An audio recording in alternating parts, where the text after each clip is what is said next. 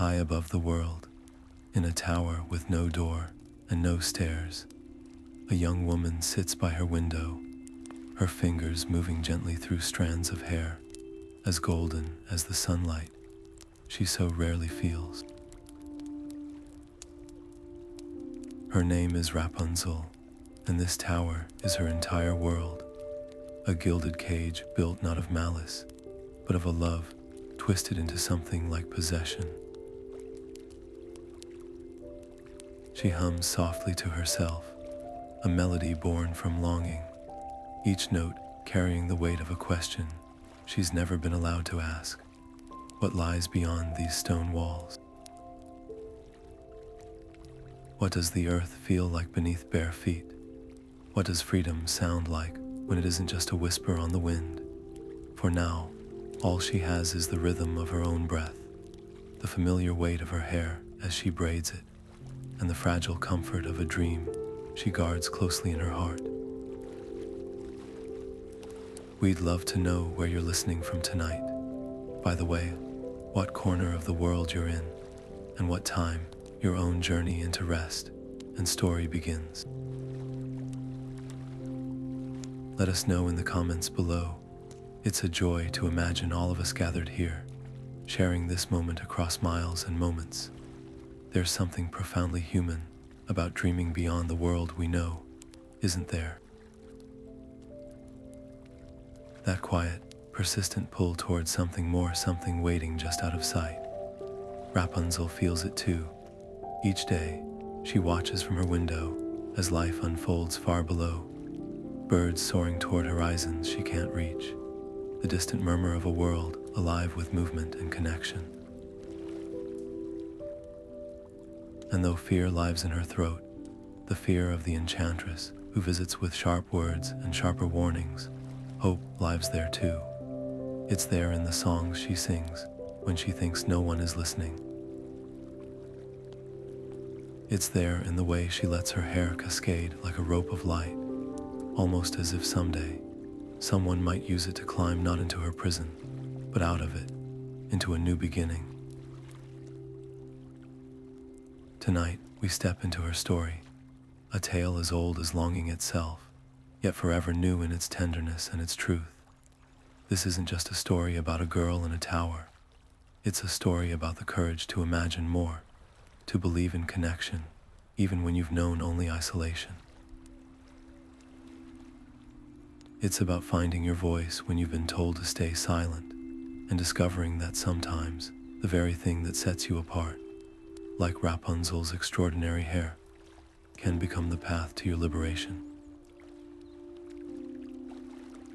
So settle in, wherever you are, whatever the hour.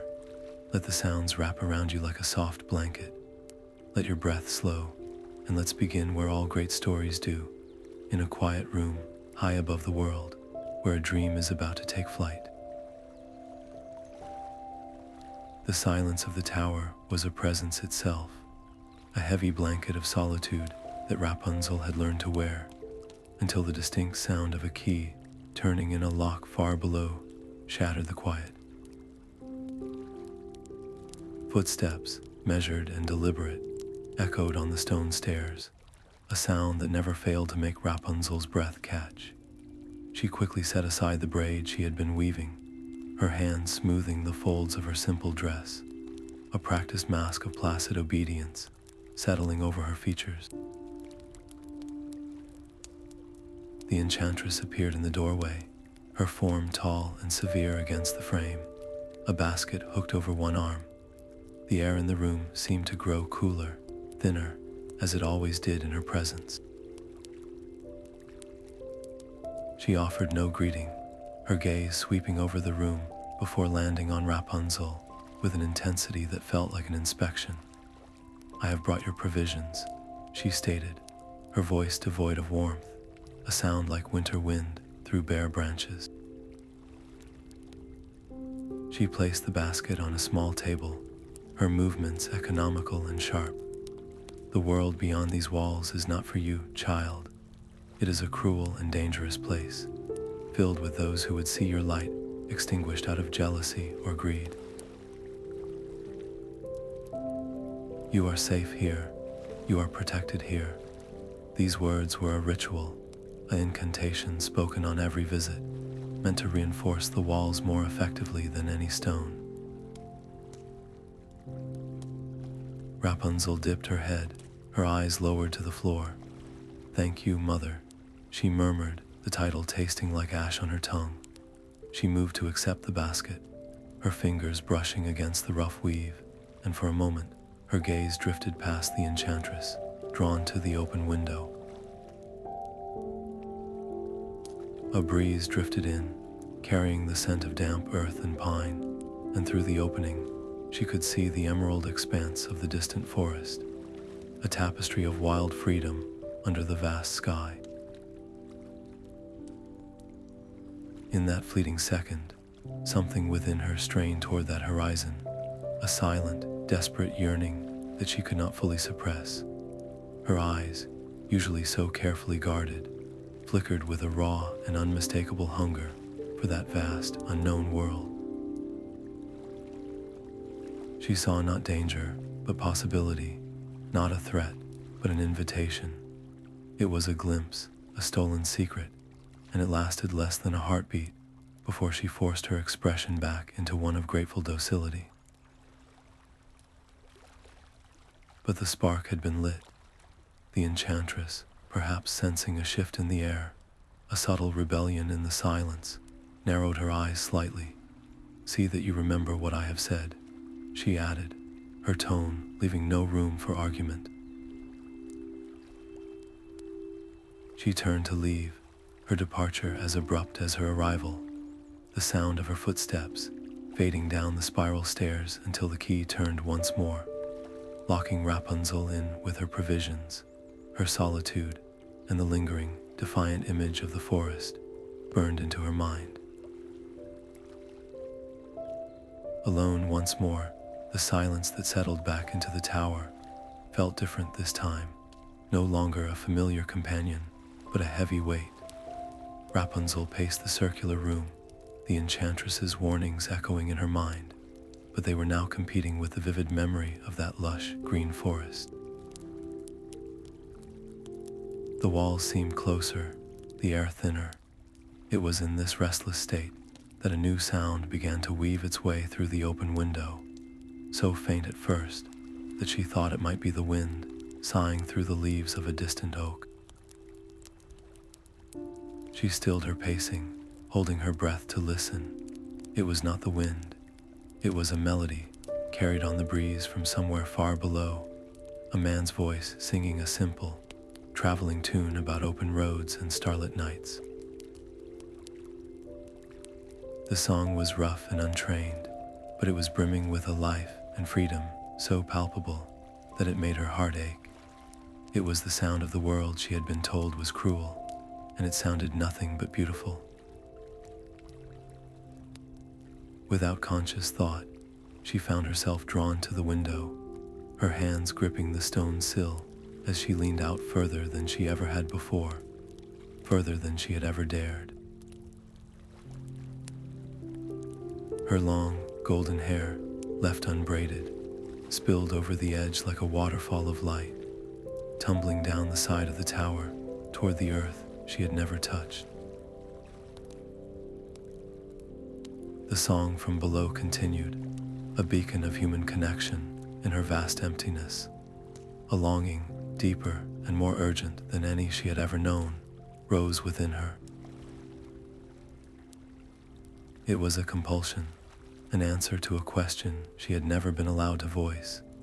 Drawing a shaky breath, she closed her eyes, and from a place of pure, unguarded emotion, she began to sing in reply. Her voice was clear and bell-like, a stark contrast to the rough traveler's song, and she wove a harmony around his melody, her words speaking of high towers and lonely hours, of watching the world from a distance and dreaming of being a part of it. She poured every ounce of her hope and her profound loneliness into that song, sending it out into the twilight, a secret message in a bottle cast upon the wind, never truly expecting an answer, but needing, more than anything, to simply be heard. Deep within the ancient woods, where the trees grew so close together, they seemed to whisper secrets to one another. A young prince had strayed far from his hunting party. The thrill of the chase had given way to the quiet unease of being truly lost, the familiar paths of his kingdom swallowed by the wild, untamed heart of the forest. As dusk began to paint the sky in shades of violet and gold, a soft sound drifted through the clearing, a melody so pure and sorrowful it seemed to still the very air around him. It was a voice, a woman's voice, weaving a song of such profound loneliness and beauty that it called to something deep within his soul. Forgetting his own predicament, he turned his horse, his entire being focused on following that ethereal sound, a beacon in the growing twilight. It led him to the edge of a clearing, and there, his breath caught in his throat. Before him stood a tower unlike any he had ever seen, smooth and impossibly tall, its peak brushing the low-hanging clouds, with no door and no staircase to mark its entrance. It was a solitary needle of stone, piercing the sky, a perfect prison, and from its only window, the voice flowed like liquid silver, each note a heartbreaking testament to the singer's isolation. He remained hidden in the cover of the trees, his heart hammering against his ribs, completely captivated. Just as he was wondering how anyone could possibly reach such a place, another figure emerged from the forest. A woman, tall and severe, her posture radiating an authority that felt cold and unyielding. She stopped at the base of the tower and called out a single, sharp word, Rapunzel. In that moment, the prince witnessed a sight that would be forever etched into his memory. From the high window, a long, golden braid tumbled down, shimmering in the last rays of the sun, unfurling like a rope of spun light until it reached the ground at the woman's feet. He watched, utterly mesmerized, as the woman, who he would later understand was the Enchantress, gripped the hair and began to climb, her movements practiced and sure, until she disappeared into the window high above. The mechanism was so simple, so astonishing, that the prince could only stare in awe. The mysterious singer's name was Rapunzel, and her hair was not just a feature of her beauty, but the very key to her captivity. A fierce protectiveness surged within him, mixed with a burning curiosity. Who was this woman, with the voice of an angel, kept locked away from the world? What life had she known, seeing the world only from that single, high window? The Enchantress's visit was brief, and soon the golden rope was let down again for her descent. She strode away without a backward glance, swallowed once more by the shadows of the forest, leaving the tower silent and seemingly empty. But the prince knew better. He remained there long after the last light had faded from the sky, his gaze fixed on that distant window, a new and powerful resolve crystallizing in his heart. He would not leave this place.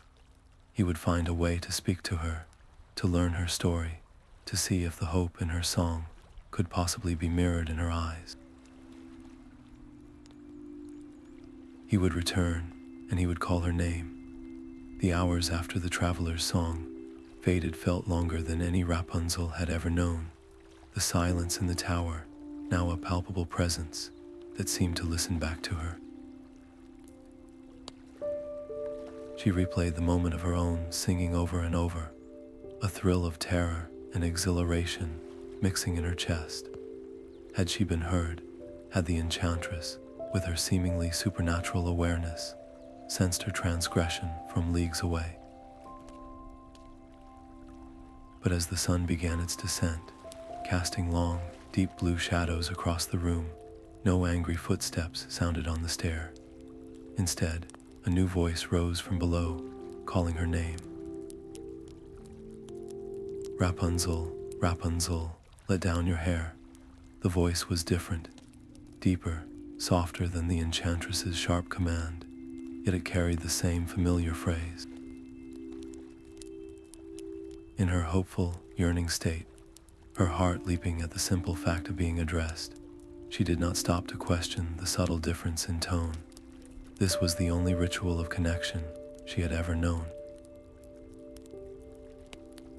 Moving by instinct, she gathered her long hair, coiling it around the iron hook beside the window before letting the length of it fall, a gleaming golden ladder into the gathering dusk.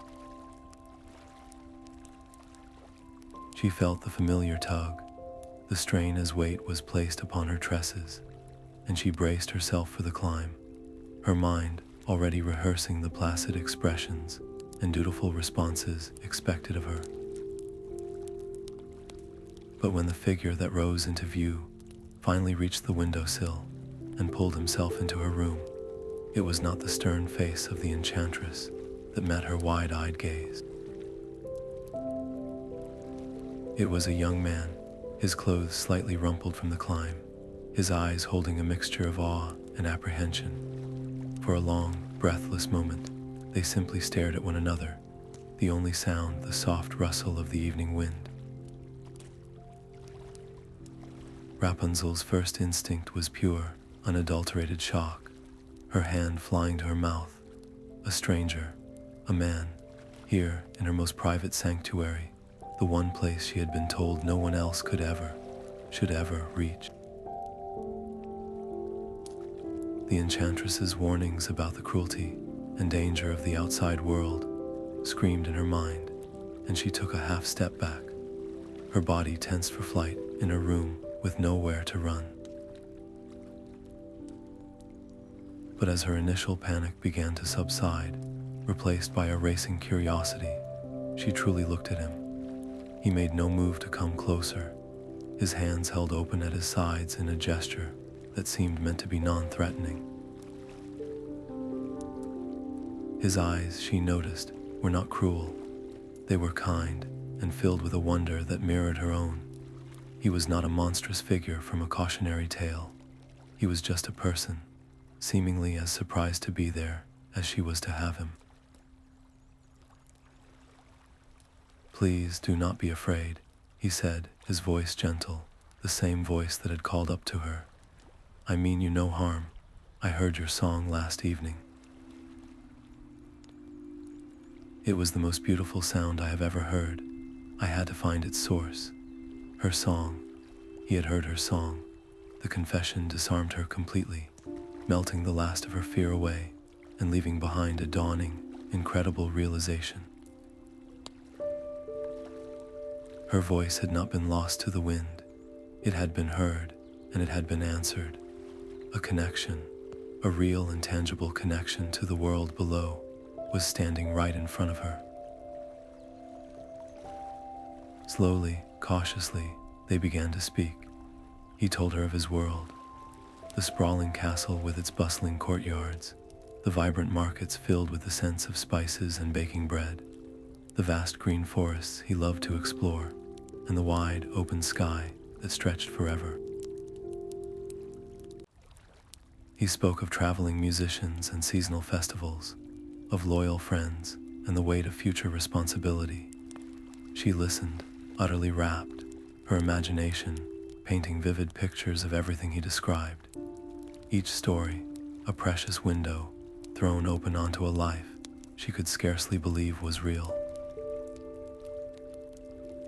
And then, encouraged by his earnest interest, she began to share her own world. She spoke of the endless quiet, the view from her window that changed with the seasons yet always remained the same, the books she had read until their pages were soft as cloth, and the deep, aching loneliness that had been her only constant companion. She told him of the Enchantress, not as a mother, but as her jailer, the wielder of the key, and the speaker of warnings that now, for the first time, she allowed herself to question aloud. They spoke as the stars emerged one by one, pinpricks of light in the velvety darkness outside the window. The tower, for so long a symbol of her isolation, was transformed into a secret meeting place, a sanctuary for shared confidences.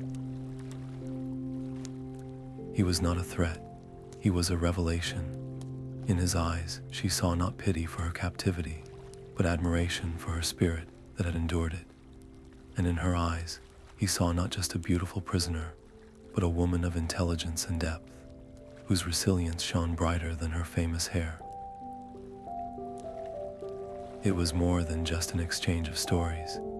It was the quiet, undeniable recognition of two souls, recognizing something familiar and essential in one another. A spark, delicate but potent, passed between them in that high tower room, a spark fanned by the simple, profound act of being truly seen and heard for the very first time.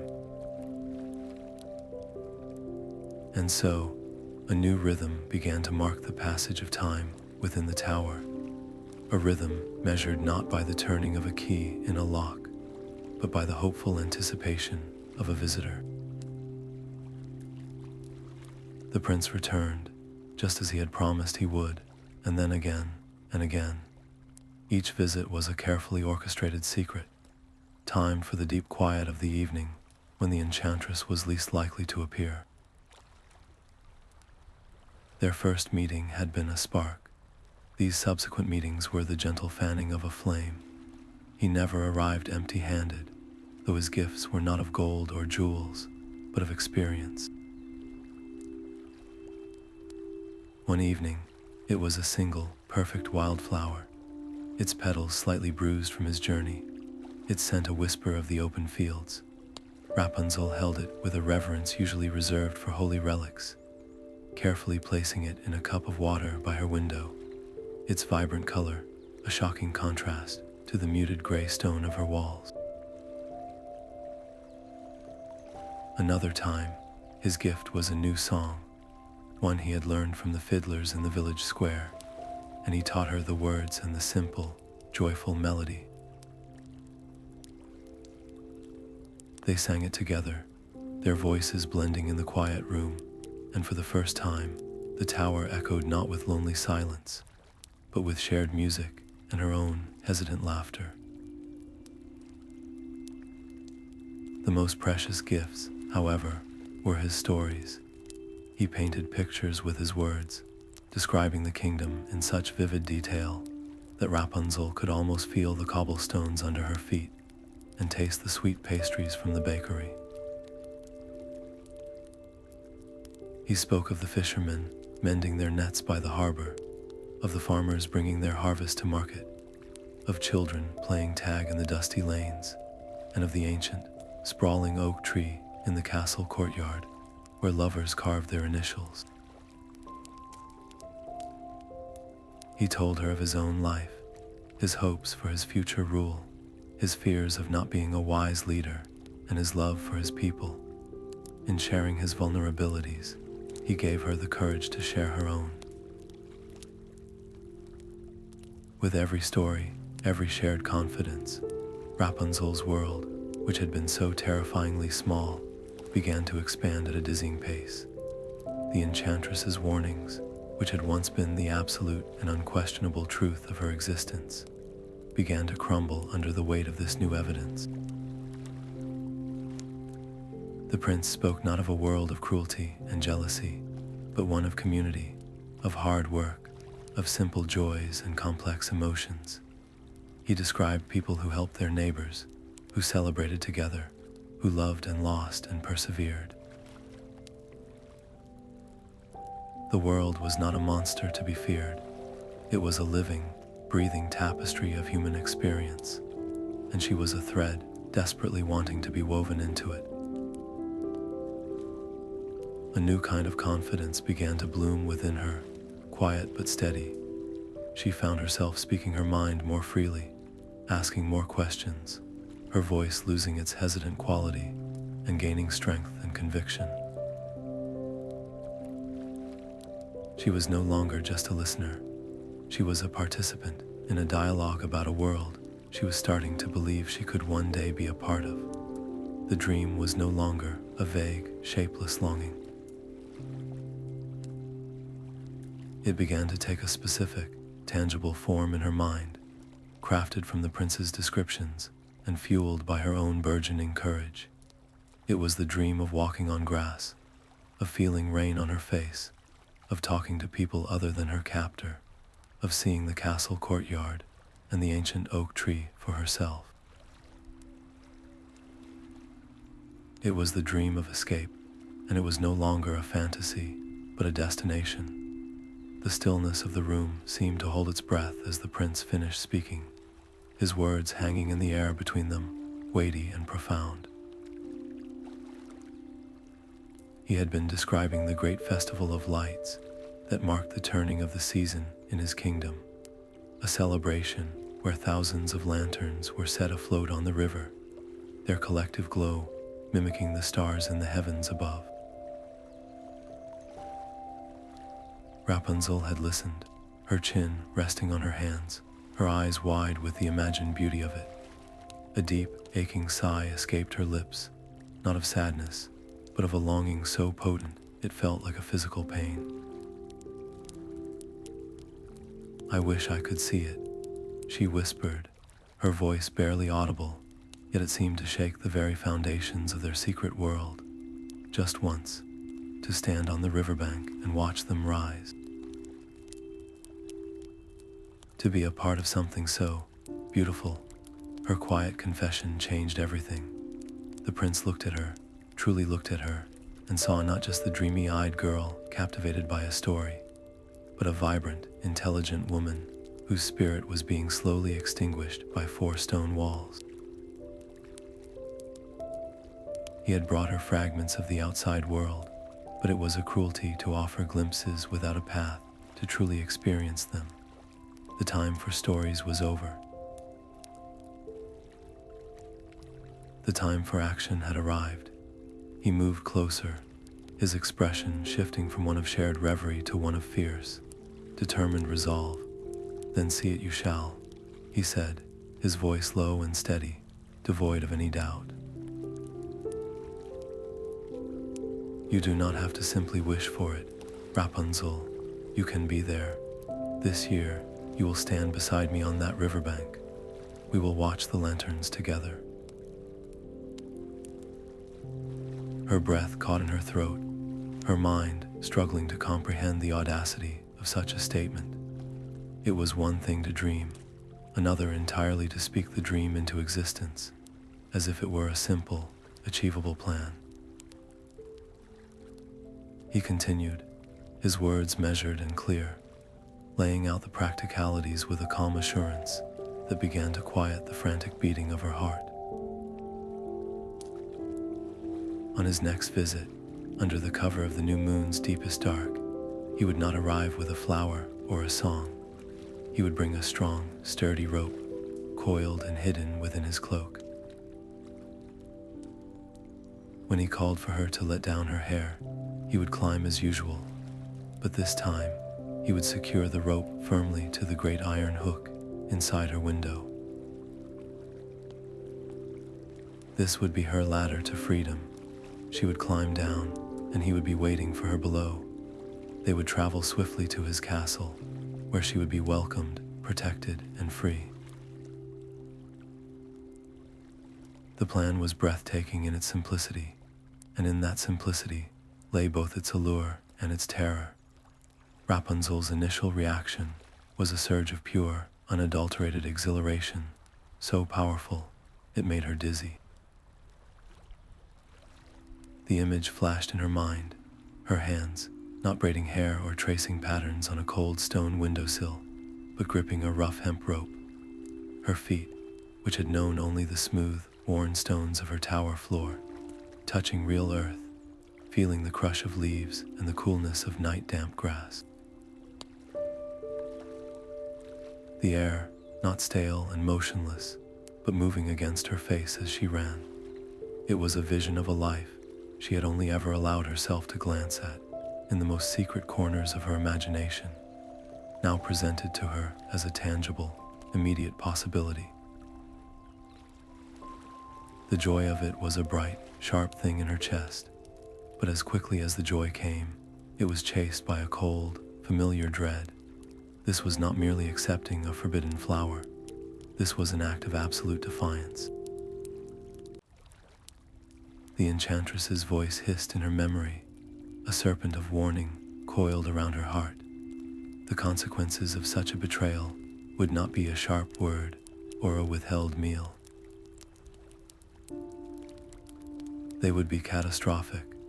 The Enchantress's power was real, her wrath legendary. What form would her punishment take? Would she curse the prince? Would she transform Rapunzel into something else? Something trapped in an even smaller cage? The fear was paralyzing, a heavy chain trying to anchor her to the safety of the known, however miserable that known might be. She looked at the prince, her eyes wide with a war of emotions. He saw the conflict there, the struggle between a lifetime of conditioned obedience and the desperate, screaming need for liberation. He did not press her.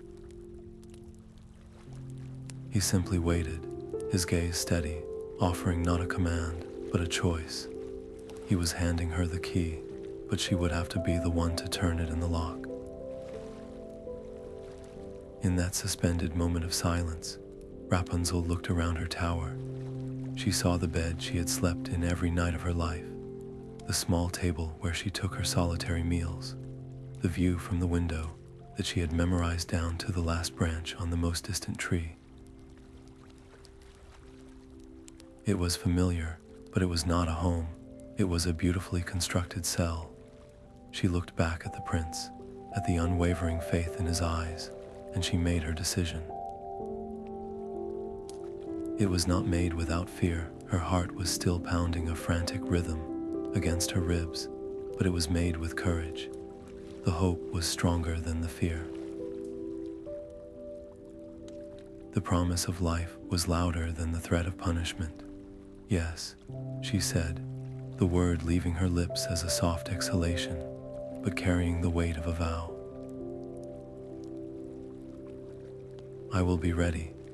It was an agreement that sealed their fate, a pact made in the quiet of the tower that would set in motion a chain of events neither of them could possibly foresee, their futures now irrevocably tied to the strength of a rope and the courage of a single whispered word. A subtle but undeniable shift had taken root in the tower, an energy that had nothing to do with the changing seasons outside the window. The Enchantress, whose senses were attuned to the slightest disturbance in the magical equilibrium she had constructed, felt at the moment she crossed the threshold. It was in the air itself, a new vibration that hummed just below the surface of the familiar silence. Her sharp eyes, accustomed to cataloging every detail of her captive's existence, immediately took inventory. Rapunzel was at her usual place by the window, her hands busy with her hair, but her posture was different. There was a looseness in her shoulders that had never been there before, a slight, almost imperceptible tilt of her head, as if she were listening to a distant melody only she could hear. When she turned to offer her customary greeting, her voice was lighter, carrying a soft, musical lilt that was absent from the flat, dutiful tones of the past. And her eyes, those usually downcast, resigned eyes, now held a flicker of something dangerous and new. It was not quite defiance, but it was certainly distraction, a gaze that looked through the Enchantress toward some private, cherished thought. The Enchantress's own voice, when she spoke, was like the slide of a blade being drawn slowly from its sheath. "You seem unusually content today, child," she remarked, her words a careful probe disguised as casual observation. She did not move to set down her basket, instead holding it as she began a slow, deliberate circuit of the room, her presence seeming to suck the newfound warmth from the very stones. Has something occurred to brighten your solitude? A particularly vivid dream, perhaps? Or has a songbird brought you news from a world you do not know? Each question was a precise tap, testing for cracks in the facade Rapunzel had so carefully maintained. Rapunzel felt a cold dread trickle down her spine, the joyous images of the prince's visits and their daring plan evaporating under the heat of this scrutiny. She forced her hands to remain steady, her expression to soften into a semblance of placid innocence. "It is only the warmth of the sun, mother," she offered, her voice carefully modulated to sound simple and grateful. "It has been such a fine day. It lifted my spirits, that is all." It was a half-truth, woven with just enough reality to feel plausible, yet it tasted like a lie on her tongue. But the Enchantress was not so easily placated. She stopped her pacing directly in front of Rapunzel, her imposing height casting a long shadow over the young woman. "The sun has shone on many fine days," she countered, her tone dropping to a low, silken threat. "And yet I have never seen it paint such a secret smile upon your face before you quickly hide it away. Tell me, what occupies your thoughts so completely when you believe yourself to be alone? What fancies have you woven in this tower to make your eyes gleam so?" The pressure was immense, a weight pushing against the precious secret she held clutched to her heart. Rapunzel's mind raced, scrambling for another fragment of truth, to build another fragile wall of deception. She spoke of inventing new, more complex braids for her hair, of rereading her favorite stories and finding new meaning in them, of watching a family of birds build a nest in a nearby trees.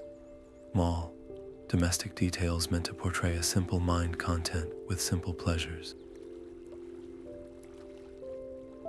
She wove her half-truths with the skill of a practiced survivor, each word designed to deflect and soothe, to paint a picture of harmless whimsy, while the tremendous truth of the prince, of the planned escape, of her burgeoning love, screamed silently within her. It was an exhausting, terrifying performance, a high-wire act performed over a chasm of disastrous consequences, and with every passing second, she felt the Enchantress's disbelief growing, a storm cloud gathering in the quiet of the room. The very air in the tower seemed to crystallize with the sudden, unmistakable sound of a key grating in the lock far below. It was the middle of the day, a time when the Enchantress never, ever visited. A bolt of pure, undiluted terror shot through Rapunzel, freezing her in place for one heart-stopping second. The prince, who had been sharing a quiet laugh with her just a moment before, was a blur of motion. His eyes widened in shared alarm, and without a word, he dove for the only possible concealment in the sparse room, a heavy, floor-length velvet curtain that hung beside the window, its fabric swallowing him whole just as the first footfall landed on the bottom step of the spiral staircase. Rapunzel's mind, which had moments before been filled with plans and whispered dreams, was now a frantic, screaming void. She scrambled to the center of the room, grabbing a book from her small table and clutching it to her chest as if it were a shield, her knuckles white. She tried to force her breathing to slow, to arrange her features into something resembling calm boredom, but her heart was a wild drum against her ribs, so loud she was certain it would betray them both. The footsteps were closer now, measured and deliberate, each one a hammer strike on the anvil of her fear. The curtain hung perfectly still, a testament to the prince's absolute stillness, but to Rapunzel, it seemed to scream his presence. The door swung open, and the enchantress stood there, her form filling the frame, her gaze sweeping the room with an unnerving, predatory slowness. She did not announce her purpose. She simply entered, her eyes missing nothing, the slight disarray of the rug where the prince had moved too quickly, the second cup on the table that Rapunzel had forgotten to put away. "You are unusually still," the enchantress stated, her voice a low, probing instrument. I felt a disturbance, a shift in the energy of this place, as if the silence had been broken. She took another step into the room, her attention lingering on the window, then sliding toward the curtain. Rapunzel's blood ran cold. She had to speak, to distract, to create a noise to cover the deafening silence of her panic. "Oh," she exclaimed, the sound too high, too forced. She forced a light, airy laugh that sounded brittle and foreign, even to her own ears. "It is nothing, mother. You simply startled me. I was speaking to a little bird that had landed on the windowsill. A goldfinch, I think. It had the most cheerful song." She gestured vaguely toward the window, her hand trembling slightly. It was such a delightful little distraction. I must have been talking to it aloud, lost in my own silly thoughts. "Forgive me if I disturbed your peace." She offered a weak smile, praying the lie was convincing, that the mundane explanation would be enough to satisfy that piercing, knowing gaze. The enchantress did not respond immediately. Her eyes, sharp and calculating, remained fixed on the curtain for a moment longer before slowly returning to Rapunzel. The silence stretched, thick and heavy, each passing second an eternity of agony. Rapunzel could feel the weight of the hidden prince behind the fabric, could almost hear the frantic beating of his heart matching her own. She held her breath, her smile feeling like a cracked mask on her face. Finally, the enchantress's lips thinned into a humorless line. "A bird," she repeated, the words dripping with skepticism. Her eyes narrowed, not in belief, but in a clear, cold warning. She did not accuse. She did not demand to search the room. She simply let the palpable weight of her disbelief hang in the air between them, a promise of consequences held in reserve. "See that you keep your distractions quiet," she said at last, her tone leaving no doubt that the subject was not closed, merely postponed. She turned and left as abruptly as she had arrived, the turn of the key in the lock echoing like a verdict in the sudden, trembling silence. For a long time, after the footsteps had faded, Rapunzel stood rooted to the spot, unable to move, her entire body shaking with the aftershock of the near discovery. The prince emerged from behind the curtain, his face pale, his own relief evident. They did not speak. They simply looked at each other, the shared terror binding them together in a new and profound way.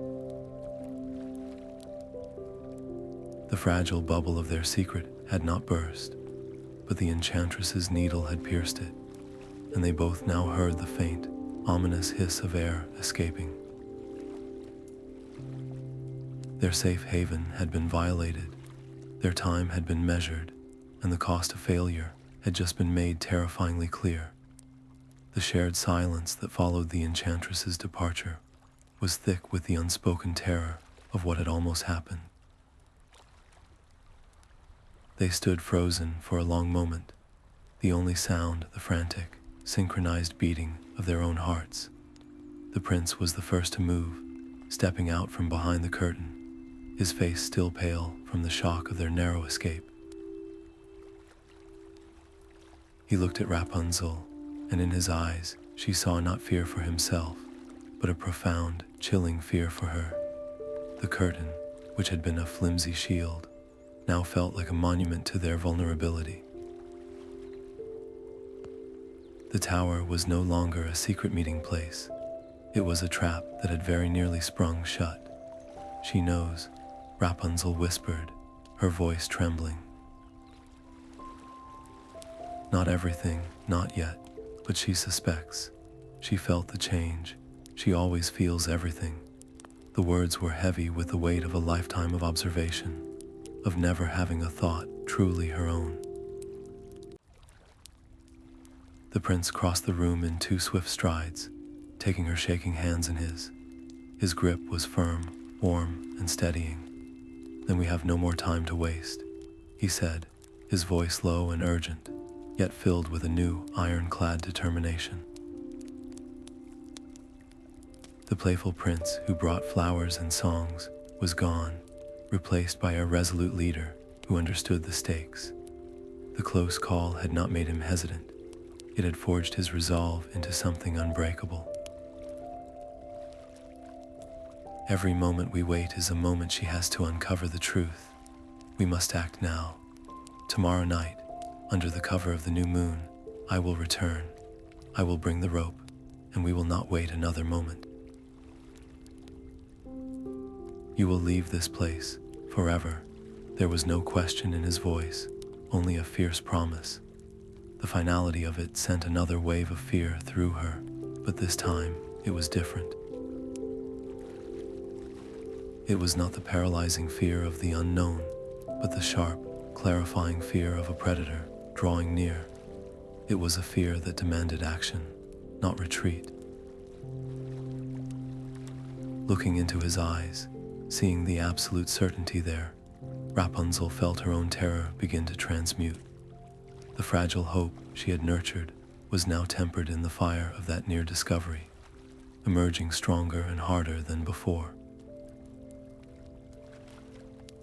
She took a deep, shuddering breath, and then another, forcing the panic to recede. She squeezed his hands back, her own grip surprisingly strong. "I will be ready," she vowed, and this time the words were not a whispered dream, but a solemn oath. "I will be waiting." After he left, the tower felt more oppressive than ever before. The stones seemed to press in on her, the silence to hum with the echo of the Enchantress's suspicion. But Rapunzel did not succumb to despair. Instead, she began to prepare. With a new, practical focus, she moved around her small room. She gathered the few possessions that truly mattered to her. A small, smooth stone she had kept from a windowsill, a faded ribbon, the now wilted flower from the prince, and wrapped them in a soft cloth. She practiced moving quietly around the space, memorizing the feel of the floorboards so she would make no sound on their fateful night. She braided and unbraided her hair, not for beauty, but testing its strength, planning how she would secure it to the hook to bear not just his weight, but her own for the descent. But the most important preparation happened within her mind. She sat by the window, no longer looking out with wistful longing, but with a strategist's eye. She traced the path the prince would take through the forest, memorizing the landmarks he had described. She closed her eyes and did the most courageous thing she had ever done. She imagined it. Not as a distant fantasy, but as an imminent reality. She pictured the rough texture of the rope in her hands. She envisioned swinging her leg over the stone windowsill, a move she had never made. She focused on the sensation of her body, moving downward, hand under hand, her hair taking the strain above. And then she imagined the final moment. Letting go, the feeling of her feet, not on cold stone, but on the soft, giving earth. She imagined the scent of soil and leaves filling her lungs, the crunch of twigs under her slippers, the overwhelming reality of standing on the ground. looking up at the tower that had been her entire world. The thought was so terrifyingly vast, so exhilarating, that it stole her breath away, but she did not shy from it. She embraced it. She gathered every shred of her courage, every whispered hope from years of solitude, and she wrapped them around herself like armor. She was no longer just a prisoner dreaming of escape. She was a woman preparing for her liberation, and her resolve was a living, breathing force within her, stronger than any lock or key. The night was a cloak of deepest velvet, the new moon a sliver of absence in the sky, offering its perfect conspiratorial darkness. Inside the tower, Rapunzel stood at the window, her small bundle of belongings clutched in one hand, her entire being focused on the silence below, waiting for the signal. Her heart was a frantic bird, beating against the cage of her ribs, a rhythm of terror and exhilaration so intense she felt lightheaded. Every nerve was alight, every sense stretched to its limit, tuned to the world beyond her stone walls. Then it came the soft, prearranged whistle, a low, clear note that cut through the stillness. He was here. Freedom was here. She did not hesitate. With practiced movements born of 100 secret rehearsals, she gathered the immense weight of her hair and let it fall, the golden strands a faintly shimmering path in the starlight, descending into the waiting darkness below. She felt the familiar tug, the strain as he began his climb, and she braced herself, her hands gripping the cold stone of the windowsill, her eyes fixed on the empty room behind her, already saying a silent, fierce goodbye to every familiar shadow. When he pulled himself over the ledge and into the room, he was breathless, his eyes bright with urgency and triumph. Without a word, he shrugged the coil of sturdy rope from his shoulder, the hemp smelling of the outside world, of horses and night air and possibility. Quickly, he whispered, his voice tight with excitement, already moving to secure one end to the great iron hook. We must be swift. But as he worked the knot, a sound froze them both mid-motion. It was not the call of a night creature or the rustle of the wind in the leaves. It was the unmistakable, grating turn of a key in the lock at the base of the tower. The sound was impossibly early, a dissonant, horrifying chord in their symphony of escape. Their eyes met, wide with identical, gut-wrenching shock. The Enchantress. She was not supposed to return for hours. In a flash of desperate motion, the prince dove for the velvet curtain once more, his form disappearing into its folds just as the first, heavy footfall landed on the bottom step.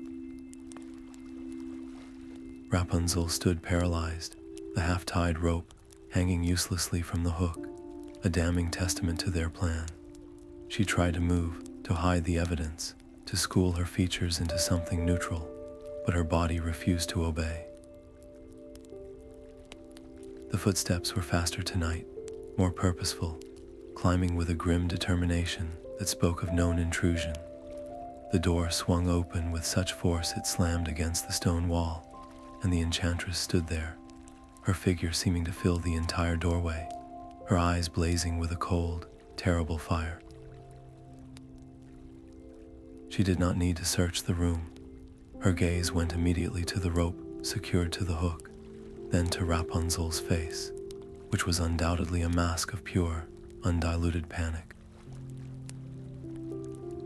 The young woman's hands were trembling visibly, her breath coming in short, ragged gasps.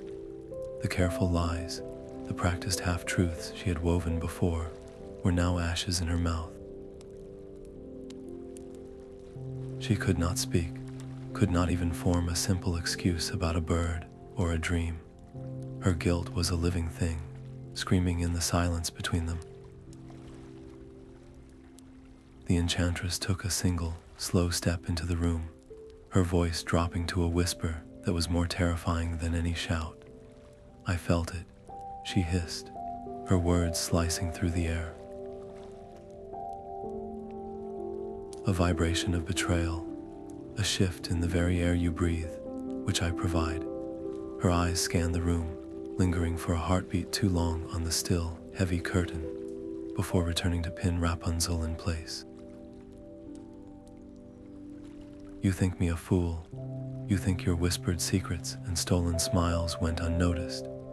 I have known for days that your heart has strayed from this tower. She took another step, her presence an icy wave, the rope, the hurried movements I heard from the forest path, the look on your face at this very moment. Do not compound your betrayal with further lies. She drew herself up to her full height, a judge pronouncing a sentence. The truth, Rapunzel, now, who is here with you. The silence that followed her demand was absolute, a suffocating void where the only sound was the frantic, terrified hammering of Rapunzel's own heart. She stood frozen, her mind a whirlwind of denial and dread, utterly incapable of forming a single word of defense. The damning evidence of the rope hung between them, and the truth was a living presence in the room, hiding behind a curtain of velvet. The Enchantress did not need a confession. The sheer, paralyzing terror on Rapunzel's face was all the answer she required. A slow, terrible smile stretched across the Enchantress's lips, a cold and mirthless thing that held no warmth, only the promise of vengeance. So, she whispered, the sound like the rustle of a serpent through dry grass. The little bird has not only learned to sing for strangers, but has also grown talons and plans to fly the coop. Her voice remained low, but it gained a new, vibrating intensity, a power that seemed to ripple through the very stones of the tower, making the air hum with a malevolent energy. You thought you could deceive me, you, a child I plucked from obscurity, whom I have sheltered and fed and kept safe from the horrors of the world you so foolishly crave. Your safety was my sacred charge, and you have spat upon it. You have let the corruption of the outside world taint this sacred space. Her composure finally shattered. The controlled fury erupted, and she seemed to grow taller, her form casting a monstrous shadow that swallowed the scant moonlight from the window.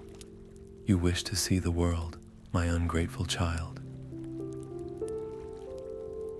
She shrieked, her voice rising to a deafening crescendo that truly did seem to make the ancient stones of the tower tremble. Then you shall have a world of your very own. In a blur of motion, she lunged not at Rapunzel, but at the thick coil of golden hair still hanging from the hook. She did not simply cut it. She seized it with both hands, and with a strength that was far beyond human, she wrenched it forward, pulling Rapunzel off balance. A pair of shears, wicked and sharp, appeared in her hand as if conjured from the air itself. There was no ceremony, no hesitation. With a single, brutal snip that echoed through the room like a thunderclap, she severed the magnificent braid at its root, just above Rapunzel's shoulders. The weight that had been Rapunzel's constant companion since infancy was suddenly, violently gone. She stumbled backward, her hands flying to the shocking, unfamiliar shortness of her hair, a gasp of pure, physical shock tearing from her throat. The long, golden rope, now a lifeless thing, fell to the floor in a heavy heap, but the Enchantress was not finished. Her eyes, burning with a cold, magical fire, locked onto Rapunzel's. She began to chant in a low, guttural tongue words of power that twisted the air and made the temperature plummet. The tower rooms seemed to warp and shimmer around the edges. Rapunzel, disoriented and terrified, tried to cry out to plead, but her voice was stolen by the rising whirlwind of magic that enveloped her. The last thing she saw was the triumphant, merciless glare of the Enchantress and the faint, horrified stir of the curtain where the prince was hidden.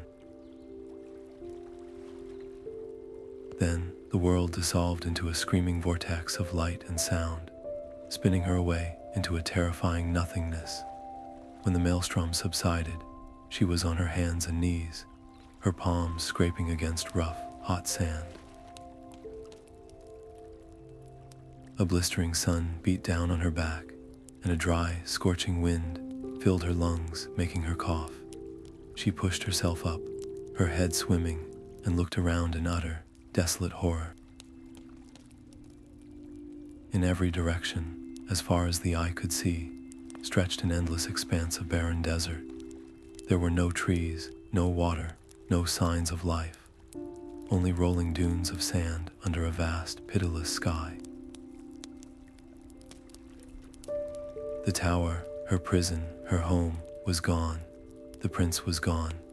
All that remained was the severed shortness of her hair and the crushing, absolute isolation of her new punishment. She was truly alone, banished to a wasteland, with no means of survival and no hope of return. Back in the tower, the magical wind died as suddenly as it had begun. The silence that returned was deafening. The Enchantress stood amidst the settling dust, her chest heaving with spent rage. She looked down at the pile of golden hair on the floor with a curl of her lip, then her gaze lifted to the curtain. She knew, with a final, contemptuous flick of her wrist, she turned on her heel and swept from the room, locking the door behind her for what she knew would be the final time. Moments later, the prince burst from his hiding place, his face a mask of anguish and fury. "Rapunzel," he cried out, rushing to the window, his hands gripping the stone sill as he scanned the empty grounds below. He saw nothing, he heard nothing, his heart plummeted. He spun around, his eyes falling upon the shears and the severed hair on the floor, the brutal proof of what had transpired. In a desperate, futile act, he grabbed the rope he had brought, the symbol of their hope, and frantically tied it to the hook. But as he threw the other end out the window and began to climb down, his hands slippery with panic, the Enchantress's magic still lingered. The rope, without the inherent magic of Rapunzel's hair to anchor it truly to the tower's nature, could not hold. The fibers strained and then gave way, sending him tumbling the remaining distance to the hard ground below. He landed with a jarring thud, pain shooting through his leg, but his physical wounds were nothing compared to the devastating, hollow agony in his chest. He was trapped outside the one place he needed to be, staring up at a dark, empty window, the woman he loved ripped from the world, and he was utterly powerless to reach her. The ground was cold and unyielding beneath him, a stark contrast to the searing agony that bloomed in his leg and the deeper, more profound anguish that threatened to tear his very soul apart. For a long time, the prince lay where he had fallen, the world a dizzying swirl of pain and disbelief. The image of Rapunzel's terrified face, the sound of the Enchantress's cruel laughter, and the final, sickening sight of that severed golden hair played over and over in his mind, a torturous loop of failure. He had come as a rescuer, a bearer of hope, and he had instead been the instrument of her doom. This thought, more than any physical injury, finally forced him to move. Gritting his teeth against the sharp protest from his ankle, he pushed himself up, using the rough stone of the tower's base for support. He had to find her. He had to make this right. He would tear the world apart stone by stone if he had to. He began to limp away from the accursed tower, his body bruised and his spirit shattered, but his will a single, burning point of focus. The forest, which had once been a place of wonder and discovery, was now a dark and hostile maze. Every shadow seemed to hold a new threat. Every snapping twig, the footfall of the Enchantress returning to finish what she had started.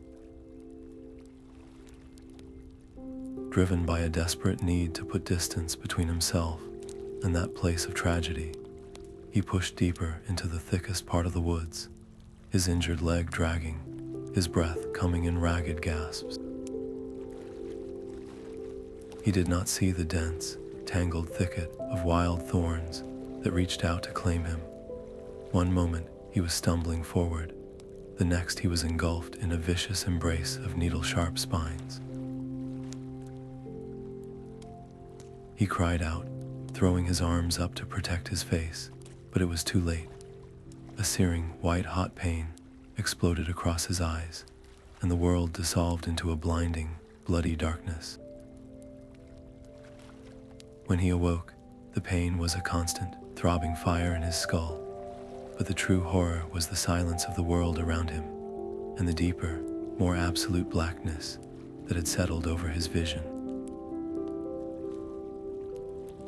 The thorns had done their cruel work. He was blind. Panic, cold and absolute, threatened to consume him entirely.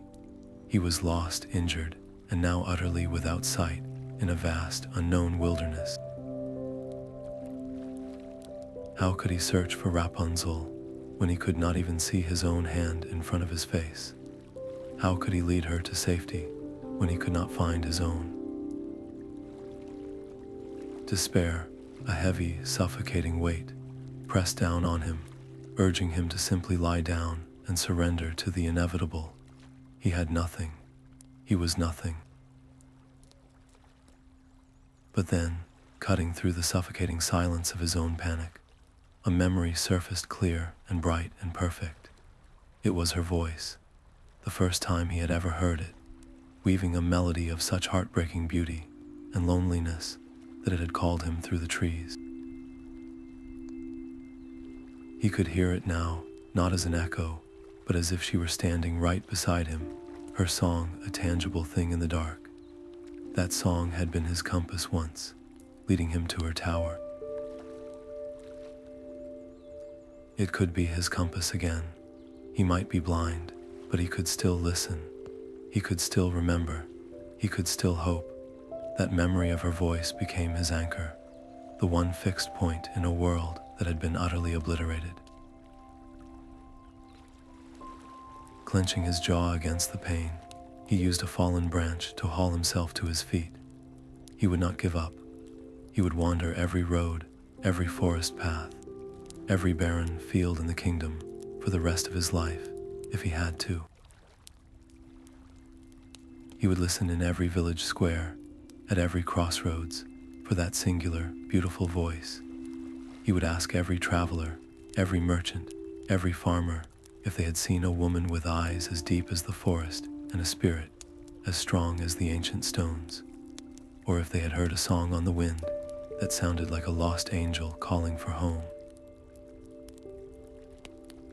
His eyes were useless, but his heart could still see her, and it was that inner vision, that unwavering love, that would guide his steps through the unending darkness.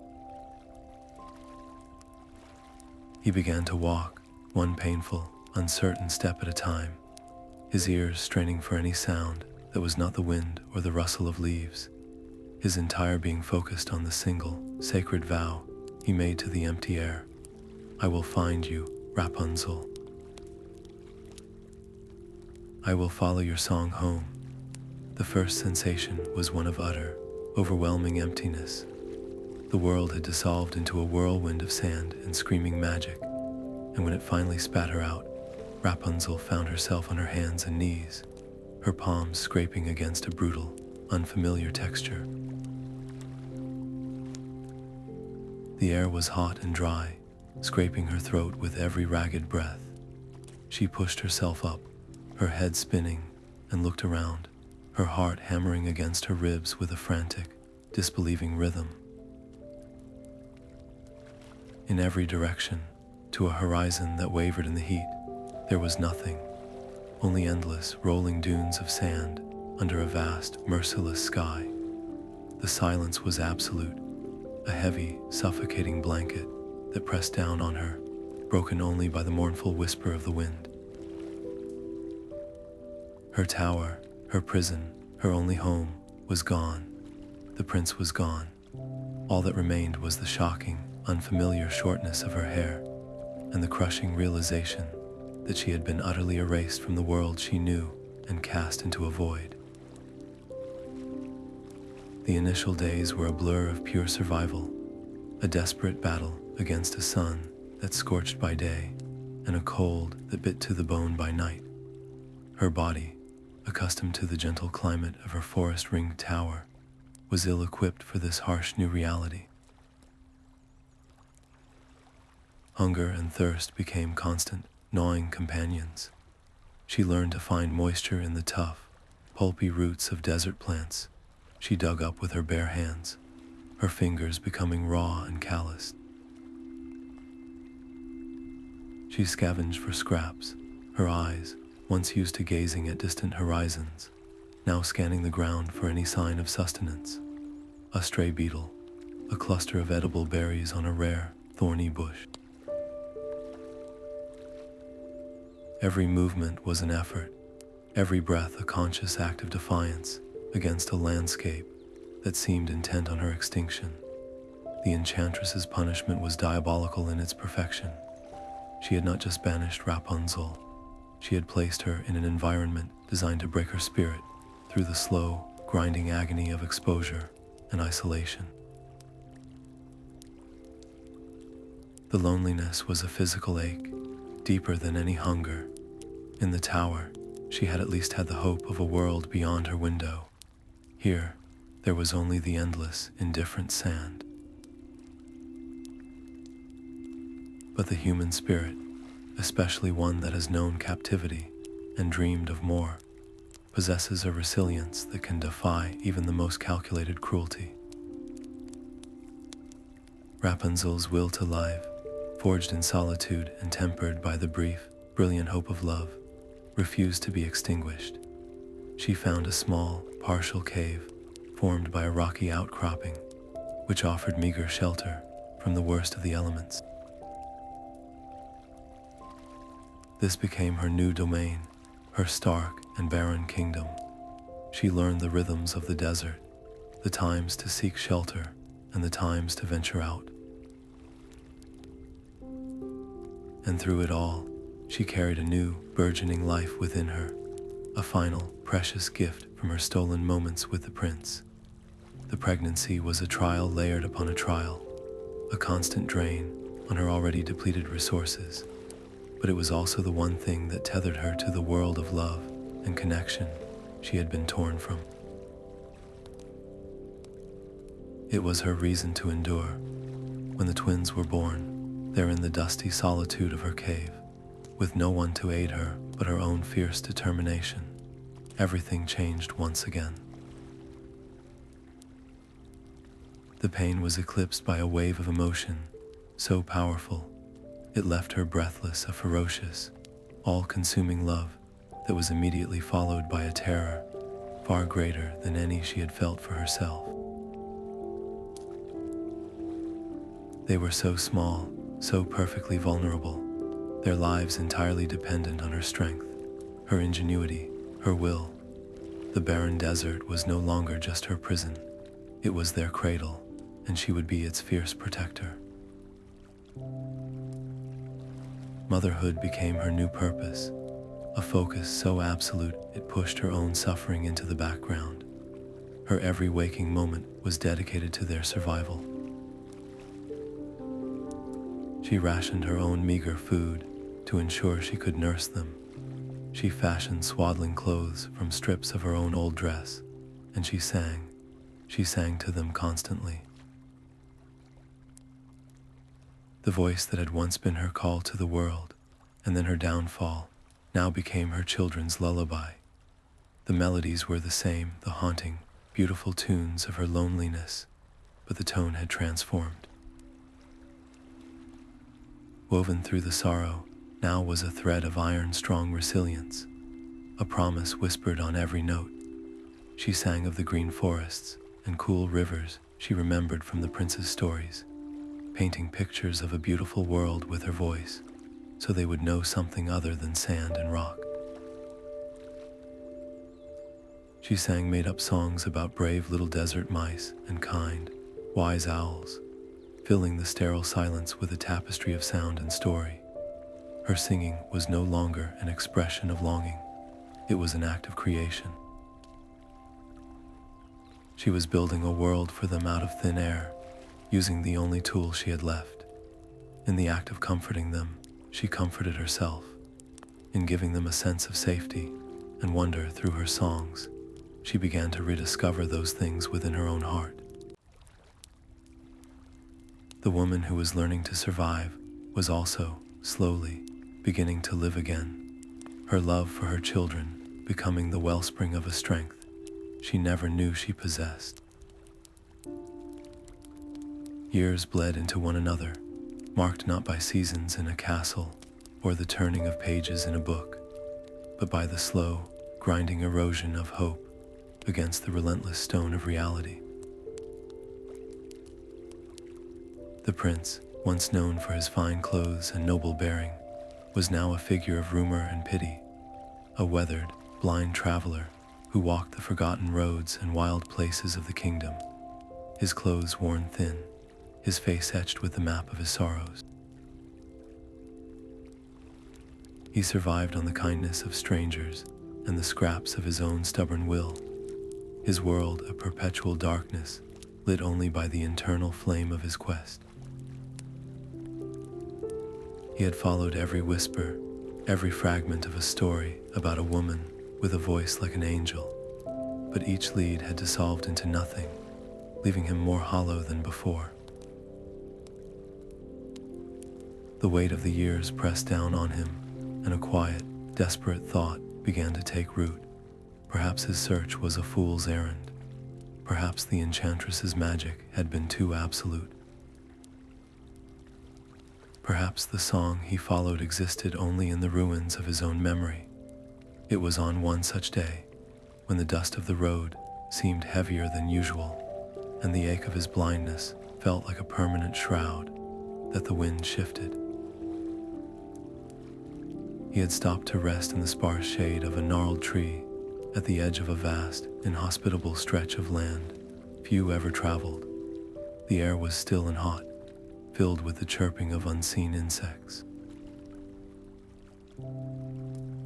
He was alone with the echo of his own failures, his head bowed in a moment of rare, crushing despair, and then it came, not a loud sound, but a whisper on the breeze, so faint he thought he had imagined it. A melody. His entire body went rigid, every sense straining. He held his breath, fearing that the slightest movement would shatter the illusion. The wind carried it again, a little stronger this time, weaving through the dry grass. It was a lullaby, simple and sweet, but there was a strength to it, a resilience woven into the familiar, haunting notes. It was the song he had taught her in the tower, the one they had sung together, but it was different now. It was no longer a song of loneliness. It was a song of comfort, of love, of unbreakable spirit. His heart, which had beat so steadily and slowly for so long, gave a great, painful lurch against his ribs, as if waking from a long sleep. It was her. It was Rapunzel. There was no doubt in his mind, no room for skepticism. He would know that voice in the chaos of 1,000 storms, in the silence of 1,000 tombs. The years of wandering, the dust, the hunger, the despair, it all fell away in that single miraculous moment, burned to ash by the sheer, incandescent power of recognition. He was on his feet in an instant, his walking staff forgotten, his blindness irrelevant. He did not need eyes to see her. He had her song. It was a beacon, a lifeline thrown across time and distance, and he grasped it with every fiber of his being. He turned his face into the wind, orienting himself toward the source of the sound, like a compass needle, finding true north. The melody grew clearer, pulling him forward, guiding his steps over the uneven ground. He stumbled on rocks and brushed against thorny bushes, his hands outstretched to feel his way, but he did not slow down. An energy he had not felt in years coursed through him, a tidal wave of hope and desperate joy.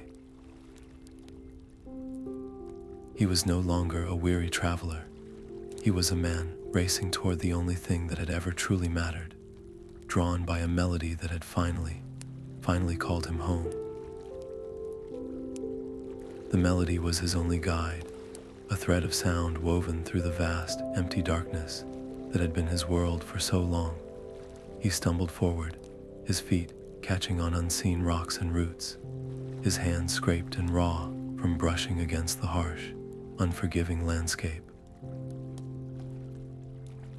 Each step was an act of faith, driven by a hope that had been worn thin by years of fruitless searching, yet now burned brighter with every note that grew clearer on the wind. It was her song, but it was different, infused with a strength and a tenderness he had never heard before, a lullaby that spoke of comfort, not just longing. He followed it, his heart hammering a frantic rhythm against his ribs, until the ground beneath his feet began to change from hard, packed earth to the softer, shifting texture of sand. The air grew hotter, drier, and the song was no longer a distant whisper, but a clear, beautiful voice, singing words he remembered teaching her in a tower a lifetime ago. He took one more step, and his foot caught on a low, gnarled piece of desert wood, sending him sprawling forward onto his hands and knees in the soft sand. The fall knocked the breath from his lungs, and for a terrifying second, the song stopped. The silence that followed was absolute, broken only by the sound of his own ragged breathing and the frantic beating of his heart. He had lost it. He had come so far, only to fail at the very end. A sob of pure despair caught in his throat. But then, a new sound reached his ears, not a song, but a soft, sharp intake of breath from somewhere very close by. The rustle of fabric, a small, hesitant voice, filled with a disbelief so profound it was almost a prayer. "It cannot be," the voice whispered. "It is a dream." He knew that voice.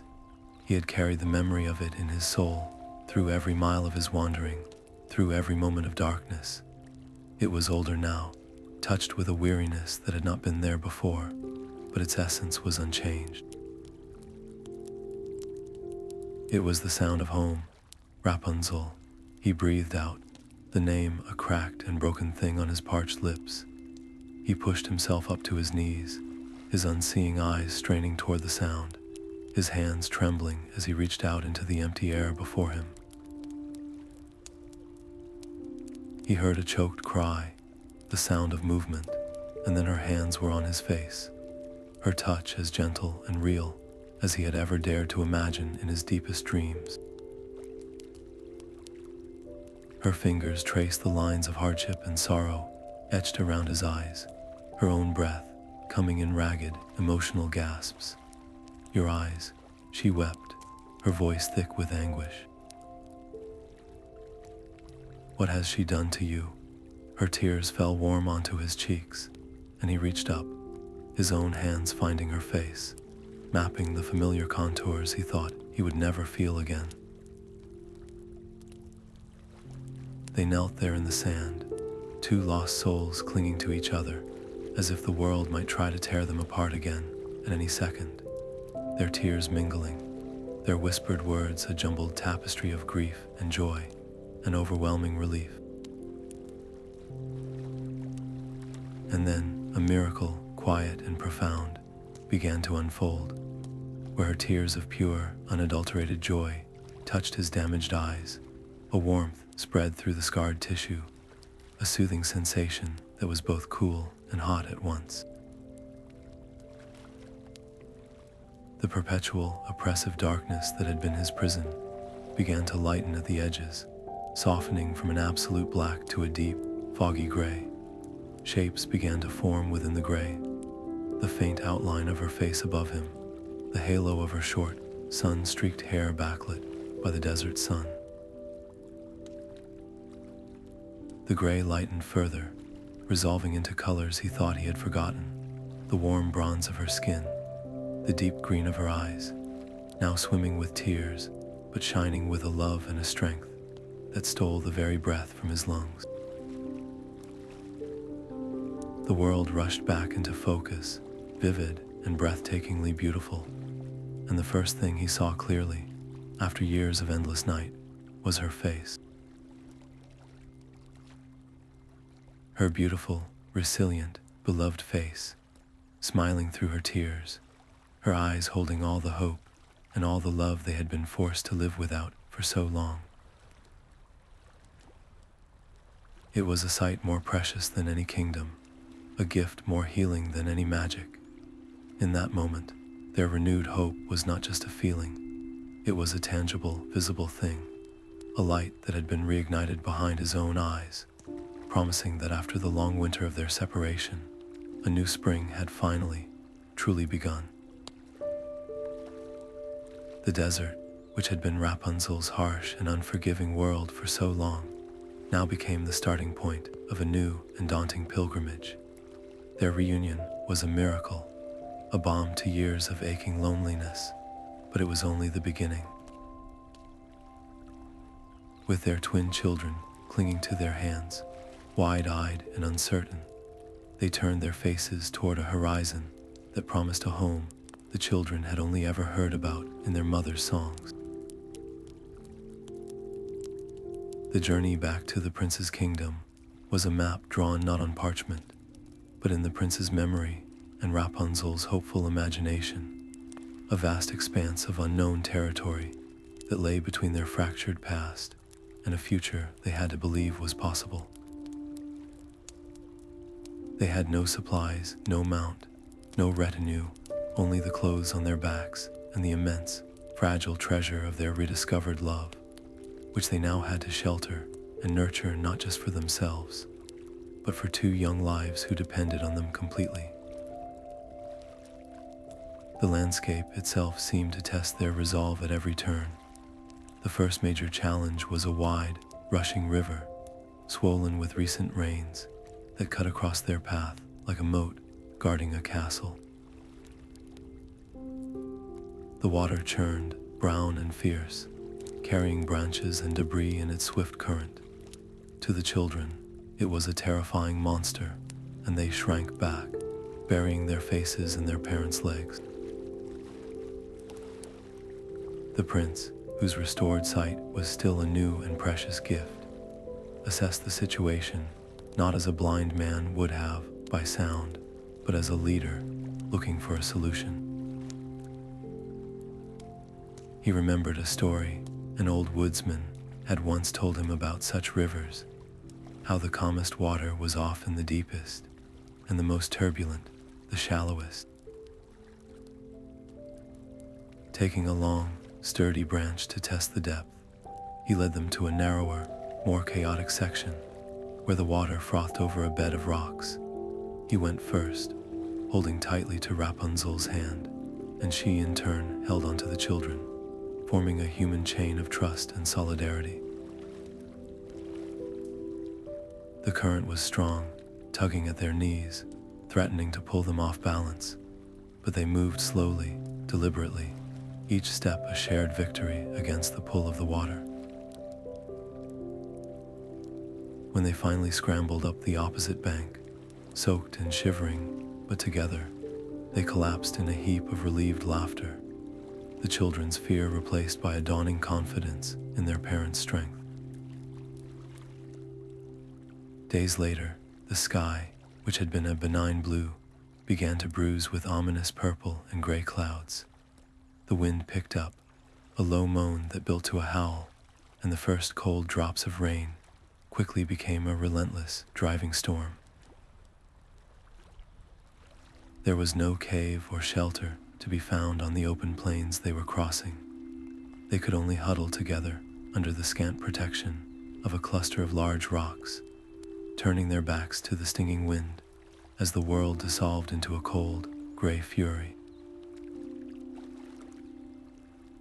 The children cried, frightened by the thunder's roar, and Rapunzel wrapped her arms around them, pulling them into her lap. She did what she had always done in the face of fear and uncertainty. She began to sing. But this was not the lonely song of the tower, nor the lullaby of the desert.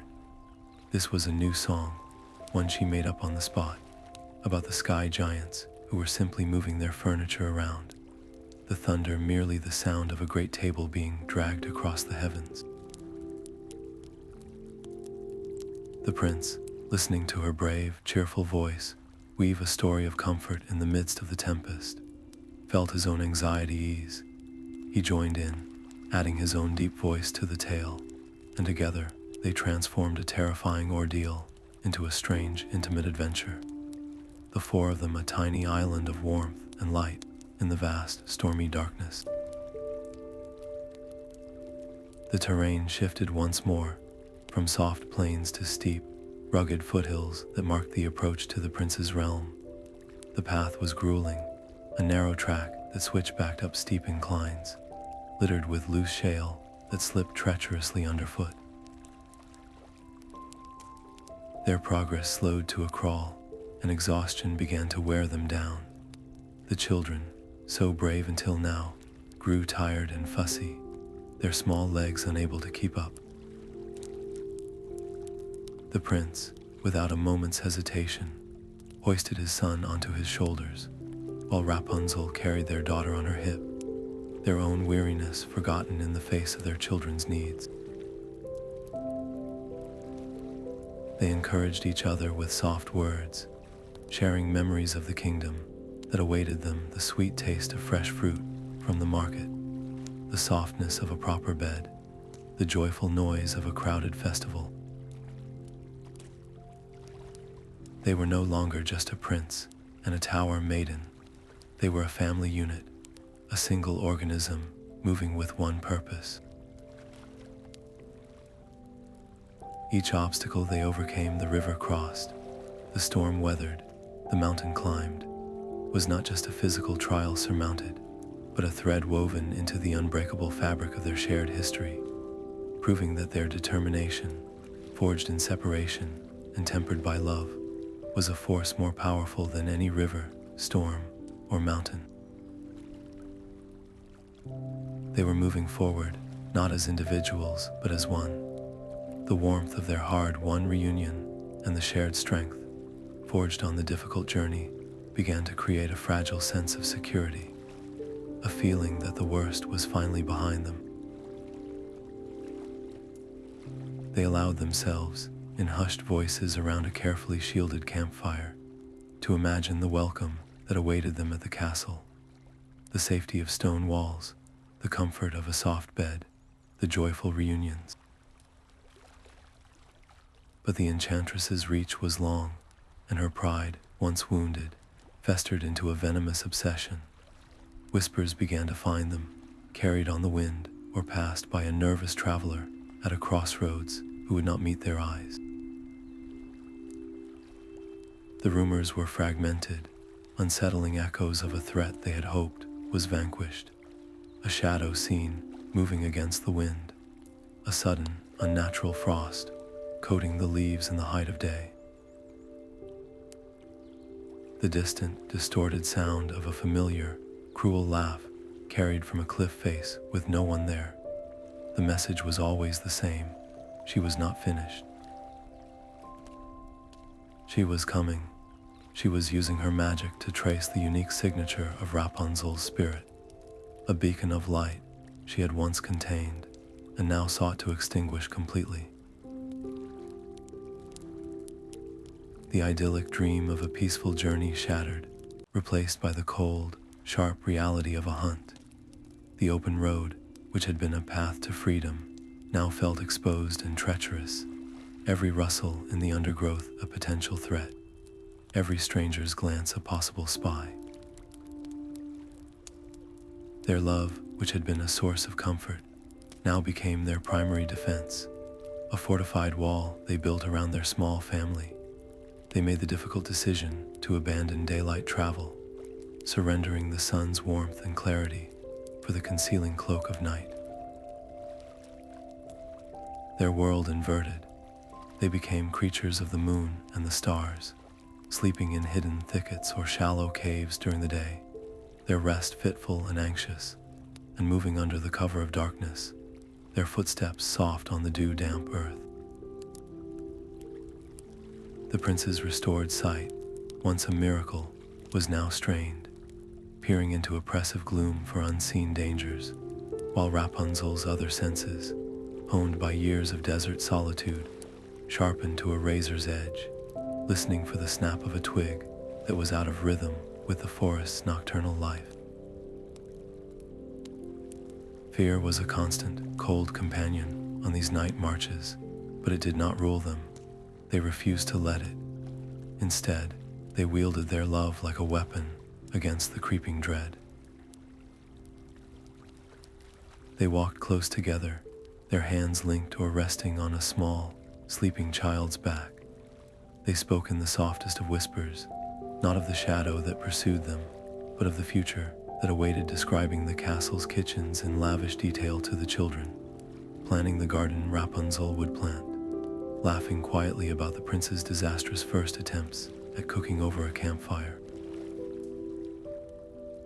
These shared moments of normalcy, these declarations of a shared future, were acts of defiance. Each was a tiny spark of light, pushed back against the vast, encroaching darkness of the Enchantress's malice. The children, sensing the tension, but comforted by the unwavering closeness of their parents, learned the ways of the silent journey, their young eyes growing wide and watchful in the moonlight. The family unit tightened into a single, resilient entity, each member drawing strength from the others, their collective courage a shield that the Enchantress's shadow, for all its power, could not yet penetrate. They moved with a quiet urgency, a determined race toward a sanctuary that promised not just comfort, but survival, their hearts fortified against the fear that sought to paralyze them, their bond the one magic the Enchantress could never truly understand or defeat. The relentless pace of their nighttime journey and the constant chill of the damp air began to take its inevitable toll, not on the adults whose determination was a fierce fire within them, but on the smallest and most vulnerable members of their family.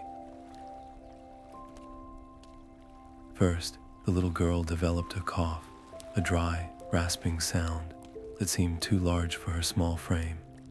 Then her brother grew listless and feverish, his usually bright eyes glassy and distant.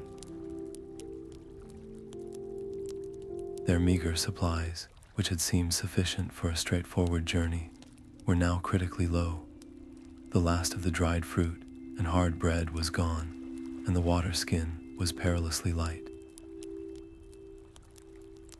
The prince's skill as a hunter was useless in the oppressive darkness they traveled in, and the few edible roots and berries Rapunzel could scavenge during their brief daytime rests were not enough to sustain two ailing children.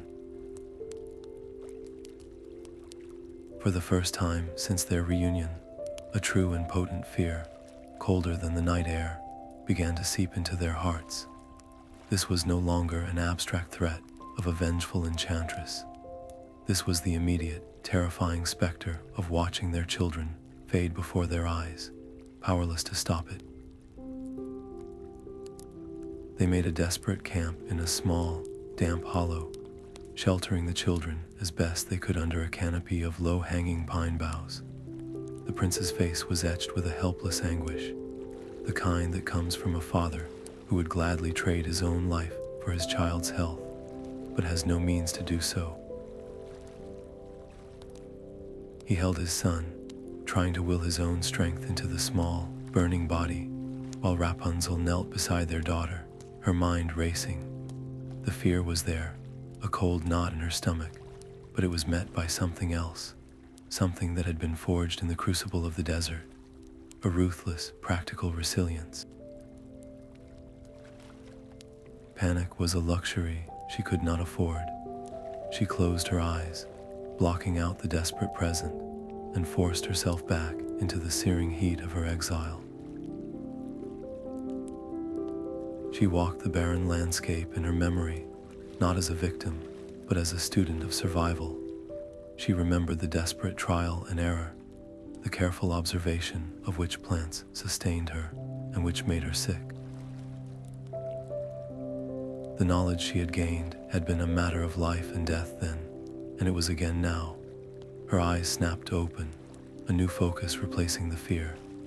"I need a specific plant," she said, her voice calm and sure, a tone the prince had never heard from her before. It was the voice of a woman who had faced the abyss alone and learned its rules. She described it to him in precise detail, the shape of its leaves, the color of its small, white flowers, the particular rocky, dry soil it favored even in this greener land. "It grows in sunny, exposed places, even on slopes. It will be difficult to find in the dark, but I know it. I have lived on it." The prince looked at her, seeing not the fragile tower maiden he had first climbed to meet, but a resourceful, capable woman who held the answers they so desperately needed. His trust in her in that moment was absolute and unwavering. He did not question her. He simply asked for more description, committing every detail to memory. He ventured out alone into the dangerous gloom, his restored sight straining against the deep shadows, his every sense tuned to the task she had given him. It was an act of profound faith, a testament to the deep bond they had rebuilt. He was placing the lives of his children entirely in her hands, trusting the knowledge she had earned through her own suffering. Meanwhile, Rapunzel did not wait idly. She gathered moss from the trees, soaking it in their remaining clean water to create cool compresses for the children's fevered brows. She hummed the same strong, comforting lullabies that had once filled the desert, her voice a steady anchor in the crisis. When the prince returned, his hands scraped and dirty, but clutching a precious bundle of the very herbs she had described, she set to work with a quiet efficiency that was breathtaking to behold.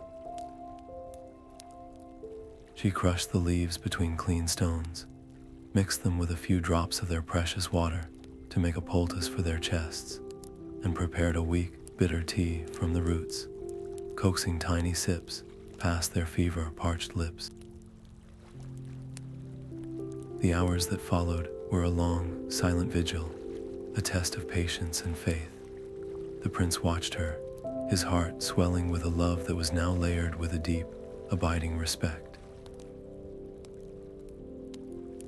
This was not a rescue, this was a partnership. He saw the strength that her years of hardship had given her, a strength that complemented his own and was, in this moment, far more critical.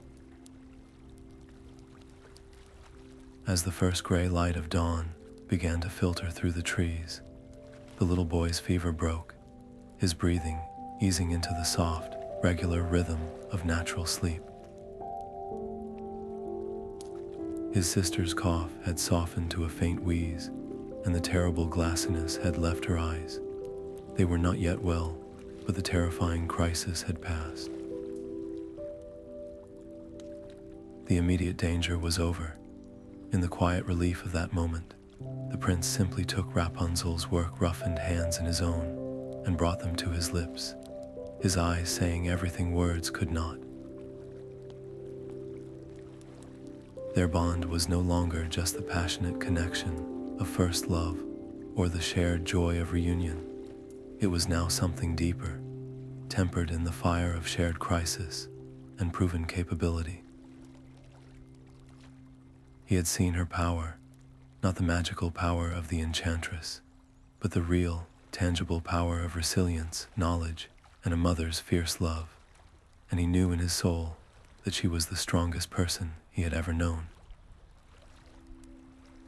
The landscape itself seemed to soften and welcome them, the harsh, untamed wilderness gradually giving way to neat hedgerows and the well-trodden dirt paths that spoke of regular travel and nearby habitation.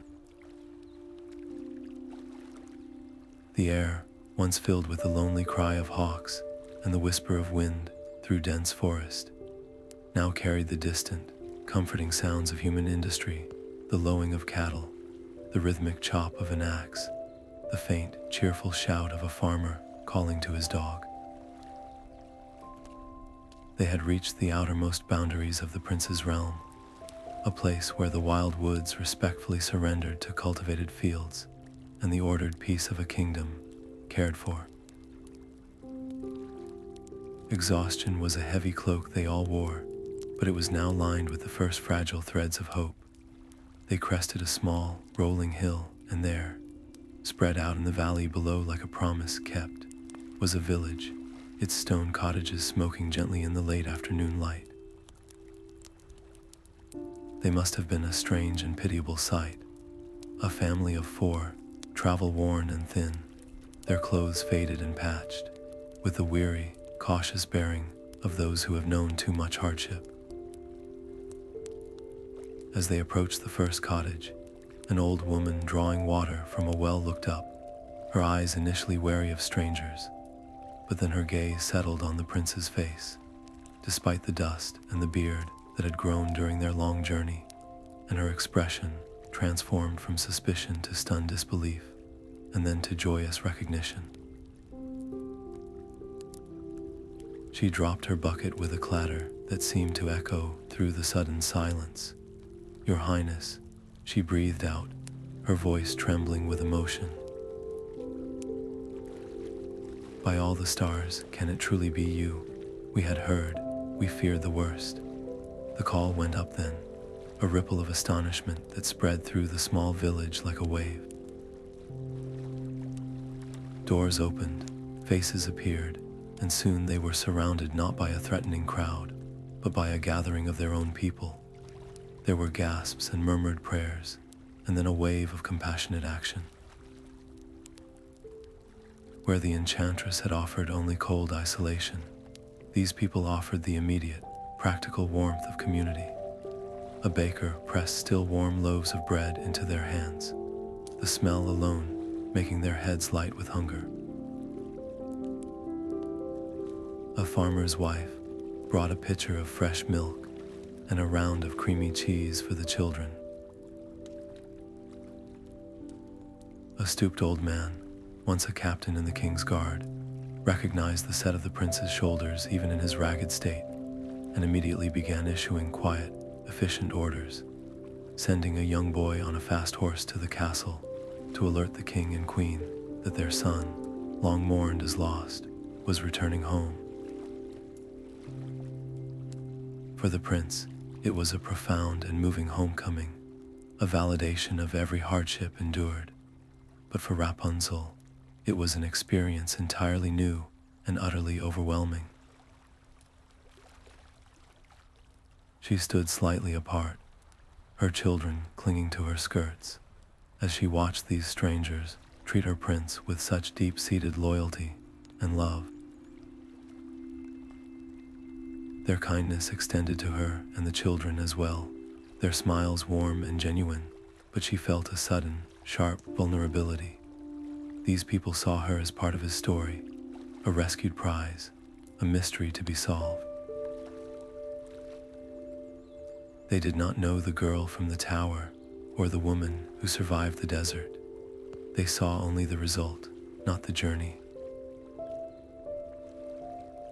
A young girl shyly offered her a beautiful wildflower, and as Rapunzel took it with a soft word of thanks, she was struck by a terrifying thought.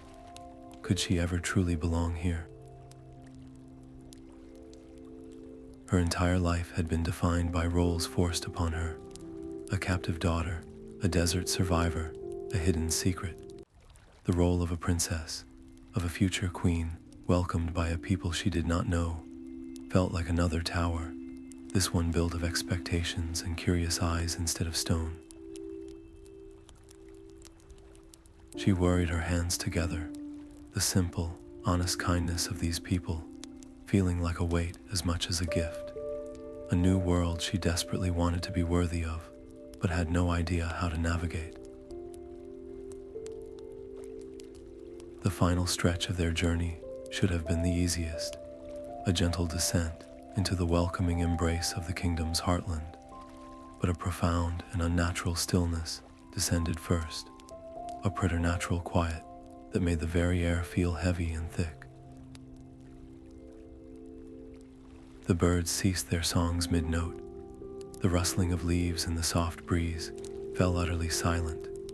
Then, from the low-lying marshes to the west, a wall of dense, gray fog began to roll toward them, moving with a deliberate, sentient speed that no natural mist possessed. It did not drift.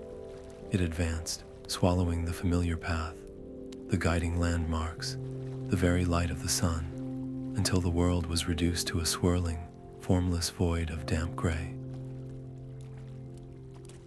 Within moments, they could not see their own hands in front of their faces, the world erased by this chilling, magical blindness. This was no mere weather. It was a final, desperate gambit, a spell woven from bitterness and fading power, designed not to confront, but to confuse and consume. Disorientation was immediate and terrifying. The prince, who had been navigating by memory and sight, was instantly robbed of his bearings.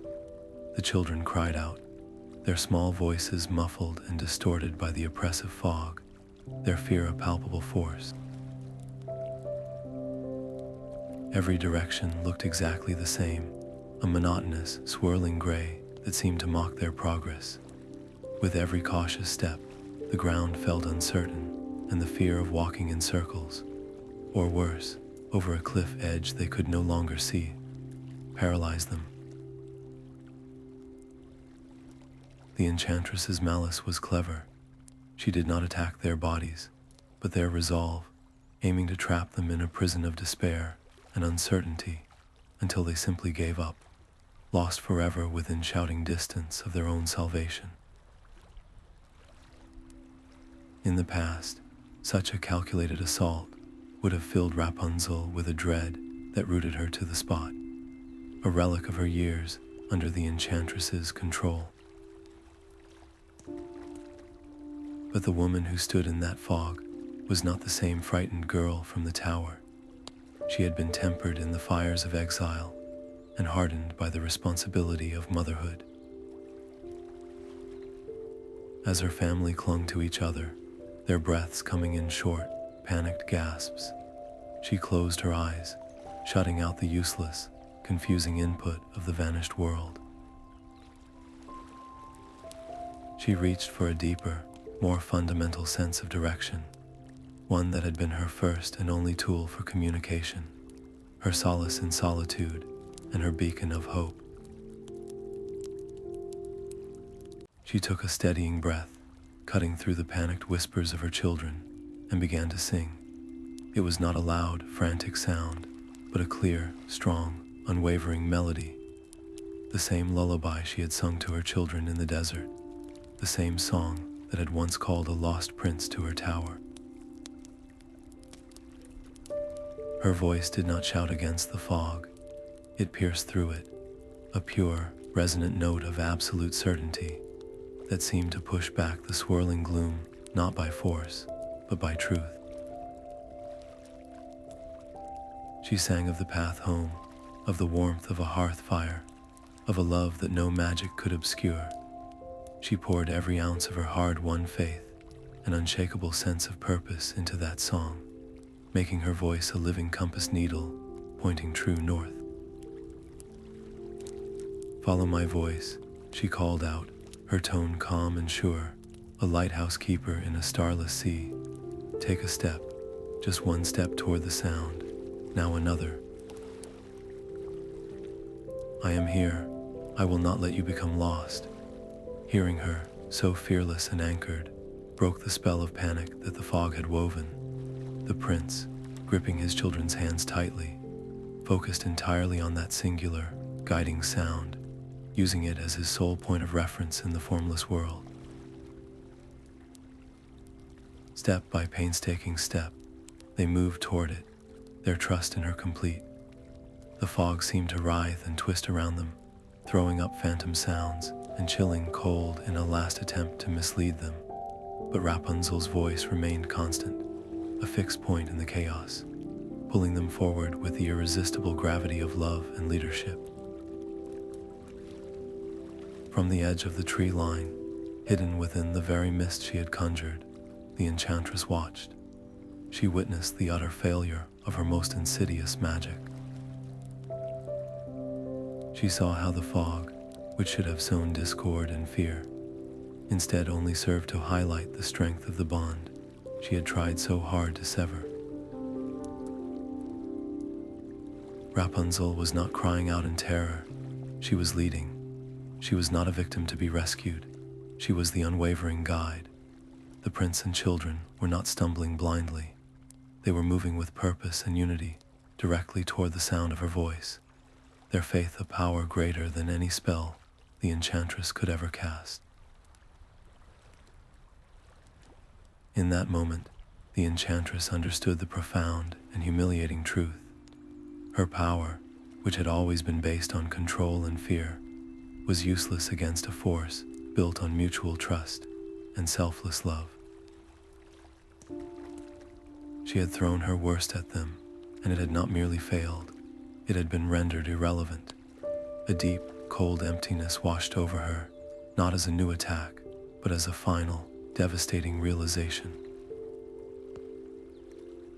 She was already defeated. The fight was over. Her magic, her hatred, her need for control, it all simply faded, becoming as insubstantial as the mist itself. With a sigh that was the sound of a story ending, she allowed her form to dissolve, to become one with the gray fog, and then to vanish from it entirely, leaving behind not a curse, but a profound and lasting silence, the final admission that her power had truly, completely gone. The sight of the castle's high turrets against the sky was a vision Rapunzel had only ever seen through the prince's descriptions, but nothing could have prepared her for the reality of it, the sheer, majestic scale of it, the proud banners snapping in the wind, the sense of immense, enduring history held within its stone walls.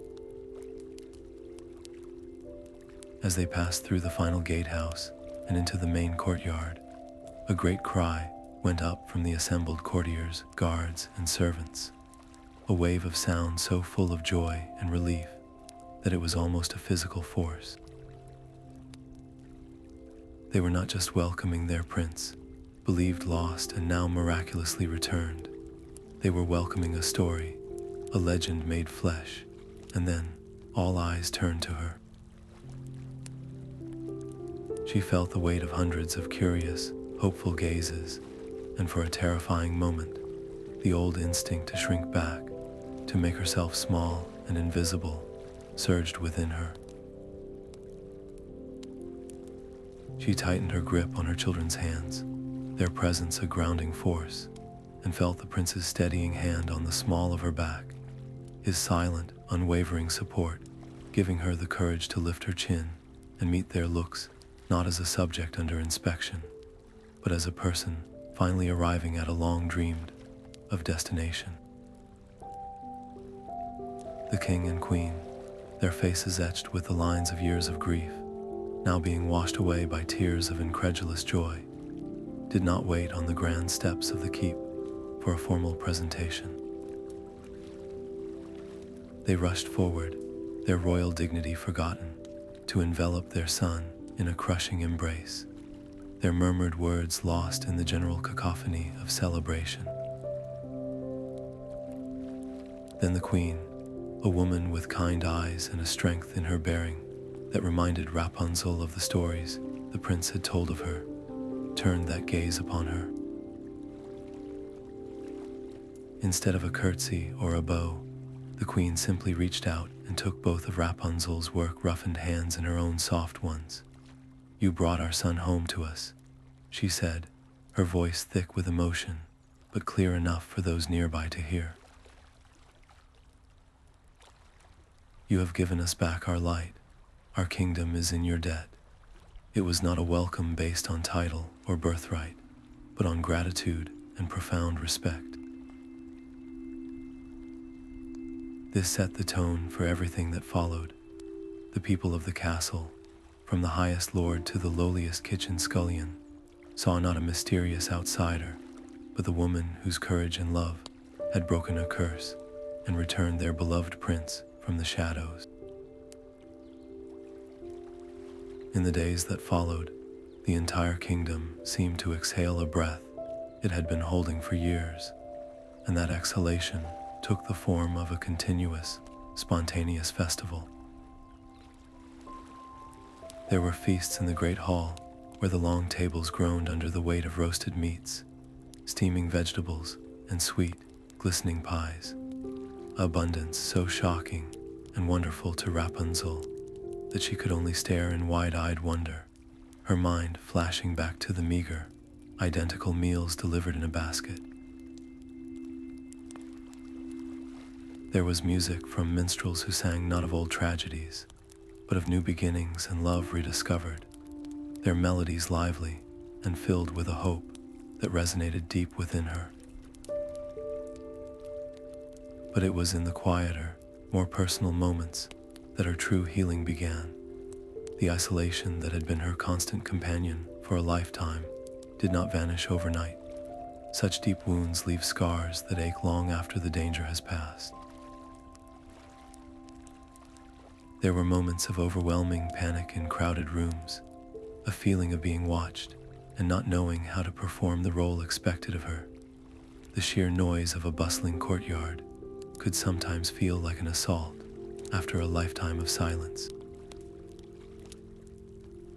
Yet, each time she felt that old fear rising, a small act of kindness would anchor her. A young maid, noticing her discomfort in a throng of well-wishers, would gently guide her to a quieter balcony without being asked. The head cook, a formidable woman with flour-dusted arms, personally brought her a simple bowl of broth one afternoon, having noticed she'd picked at the rich feast food the night before. "Something plain, my lady," the cook had said with a knowing nod. "Easier on a stomach not used to such finery." It was a gesture of such unpretentious empathy that it brought tears to Rapunzel's eyes. She began to tentatively reach out in return, using the skills she had learned not in a palace, but in a desert. She showed the royal physicians the herbs she had used to heal her children, knowledge they accepted with genuine interest and respect. She would sit in the sunny gardens with the castle children, including her own, and tell them stories not from books, but from her imagination, tales of brave little mice and talking stars, her voice weaving the same magic that had once sustained her in the darkest of times. Slowly, through these countless tiny connections, the walls around her heart, walls built by the Enchantress and reinforced by years of solitude, began to crumble. She was learning, day by day, that she was no longer alone. She was part of a community. She was home. The day of their wedding was not a spectacle of royal pomp, but a celebration that seemed to breathe with the very soul of the kingdom itself. The great cathedral was filled not with the cold, formal silence of state occasions, but with a warm, humming anticipation, a collective joy that felt as tangible as the summer sun streaming through the stained glass windows. The air was sweet with the scent of thousands of wildflowers, cornflowers, daisies, poppies, and sprigs of lavender that adorned every pew and pillar, brought in from the meadows and forests by the people themselves, a gift from the land to its future queen. When Rapunzel appeared at the end of the long aisle, a gasp rippled through the crowd, followed by a profound, reverent silence.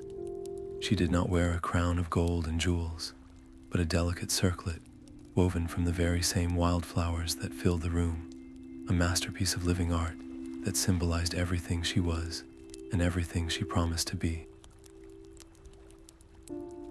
It was a crown that spoke not of wealth seized, but of beauty found in the most unexpected places, not of power imposed, but of resilience that grows through cracks in the stone. Her gown was simple and elegant, the color of warm cream, and as she walked, her hand resting lightly on the arm of the king, who now welcomed her as a daughter, she did not look like a fairytale princess stepping into a storybook. She looked like a woman, whole and real, walking proudly into the future she had fought for, chosen, and won. The prince waited for her at the altar, his eyes shining with a love that had been tempered and proven in the fires of loss and miraculous reunion. When he took her hands in his touch was familiar and steady, an anchor in the beautiful storm of emotion that surrounded them. The vows they exchanged were not the traditional, formal words of royal protocol, but promises written together, forged from their shared journey. They pledged not only their love and fidelity to one another, but also a shared vow to their people, a solemn oath to listen with open hearts, to lead with empathy, and to protect the most vulnerable among them. Rapunzel's voice, which had once been used only for singing to the empty sky or whispering secrets in a stone tower, now rang out clear and strong, filling the vast space with her pledge to serve with compassion and to rule with the hard-won wisdom that can only be earned through suffering and grace. It was a promise that resonated deeply with every person in attendance, from the highest duke to the lowliest stable hand, for it was a promise born of authentic experience, not distant privilege. As they were pronounced husband and wife and turned to face the assembly, the silence broke into a wave of applause so heartfelt and thunderous it seemed to shake the very foundations of the castle, not with violence, but with the pure, powerful force of collective hope and acceptance.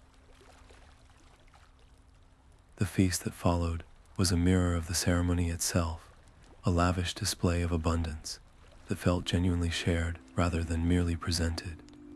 Long tables were set up in the sprawling castle gardens, under strings of lanterns that began to glow like captured stars as the evening deepened. There was no high table set apart on a dais. The new prince and princess moved freely among their guests, dancing with farmers and nobles alike, listening to stories from grizzled old soldiers and shy young apprentices.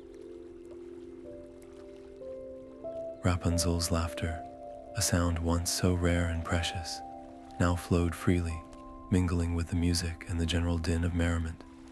At one point, as the music swelled, she found herself swept into a joyful, improvised dance with a circle of village children, her flower crown slightly askew, her face alight with a happiness so complete it was contagious. This was her true coronation, not the placing of a metal circlet on her head, but this moment of unreserved connection, this seamless weaving of her spirit into the vibrant tapestry of the community. She was not their queen because of a title bestowed upon her. She was their queen because they saw their own struggles and triumphs reflected in her eyes, because they recognized in her a leader who understood that true strength is found in kindness, and that the greatest wisdom often comes from those who have known what it is to have nothing, and yet still choose to give everything.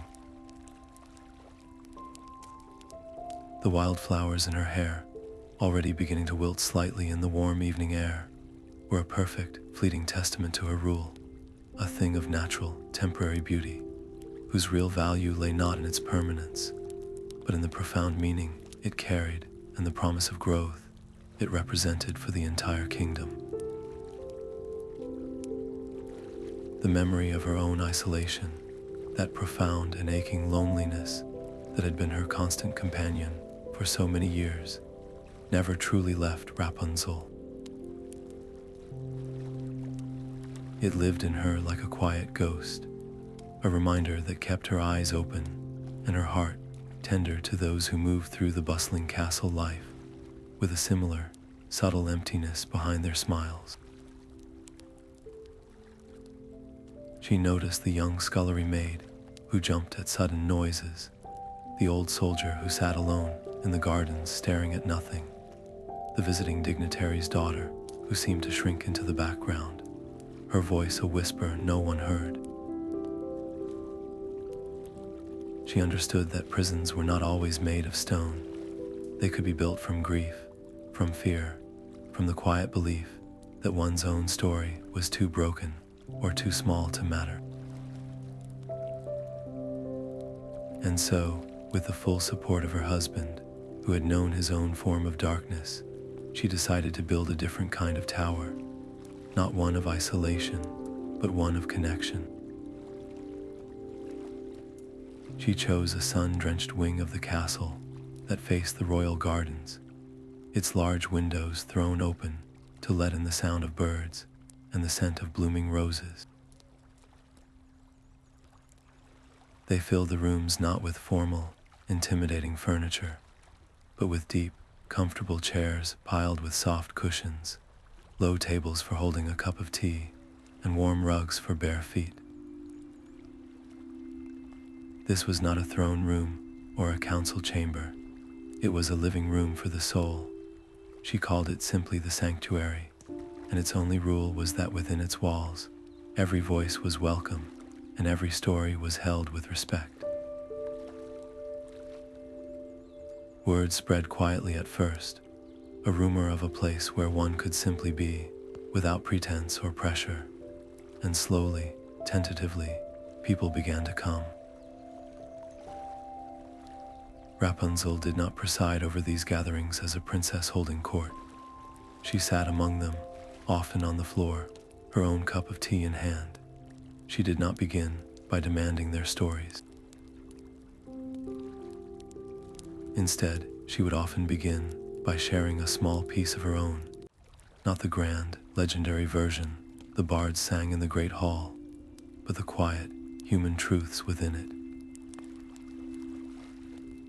She spoke of the terrifying silence of the tower, not to evoke pity, but to name the feeling so others might recognize it in themselves.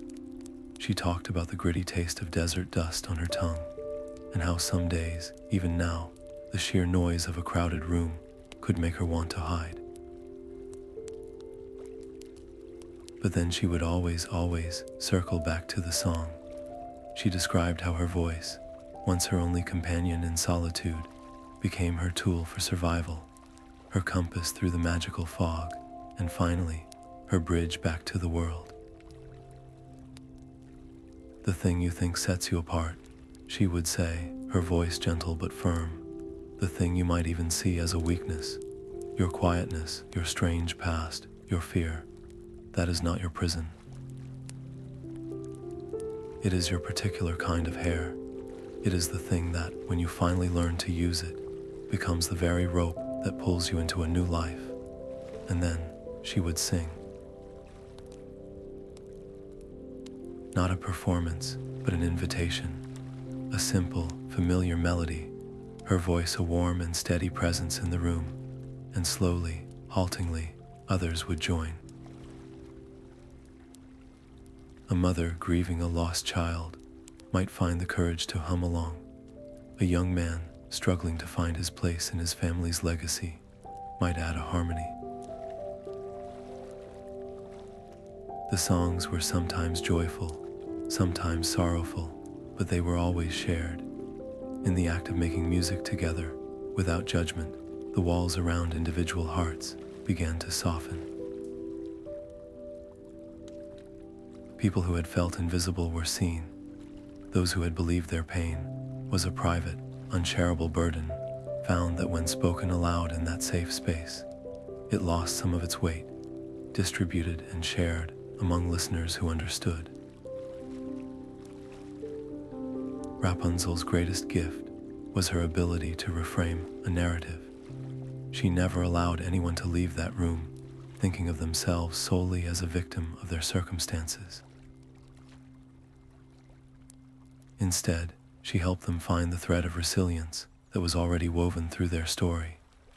The moment they chose kindness instead of bitterness, the time they endured when they thought they could not, the quiet dream they still harbored despite everything. She helped them see that they were not just the broken thing that happened to them. They were also the person who survived it.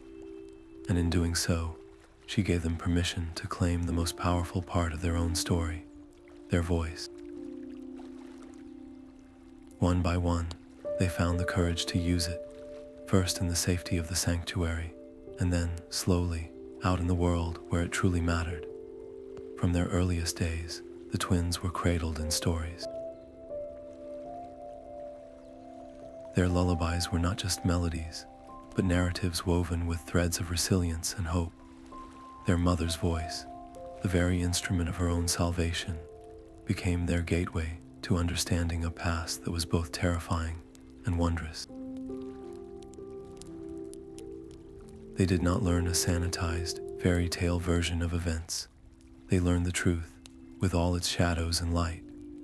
Rapunzel told them of the profound loneliness of the tower, not to frighten them, but to help them appreciate the profound gift of connection. She described the biting grit of the desert sand, the gnawing hunger, and the fierce, primal love that had fueled her will to survive for their sake.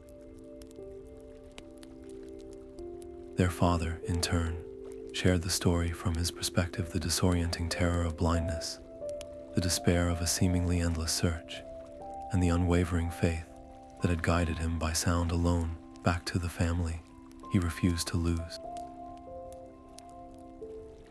These stories were not told as simple history lessons. They were the foundational texts of their character. The children learned that courage was not the absence of fear, but the decision to move forward in spite of it. They understood that love was not a fleeting emotion, but an active, enduring force that could literally restore sight and guide one home through an impenetrable fog. Most importantly, they absorbed a nuanced and powerful understanding of freedom. For them, it was not an abstract concept, but something deeply personal, inherited from a mother who had known its bitter absence. They learned that true freedom was inextricably linked to responsibility, the responsibility to use one's own hard-won liberty to protect and uplift others, to ensure that no one else had to sing their songs into an empty void.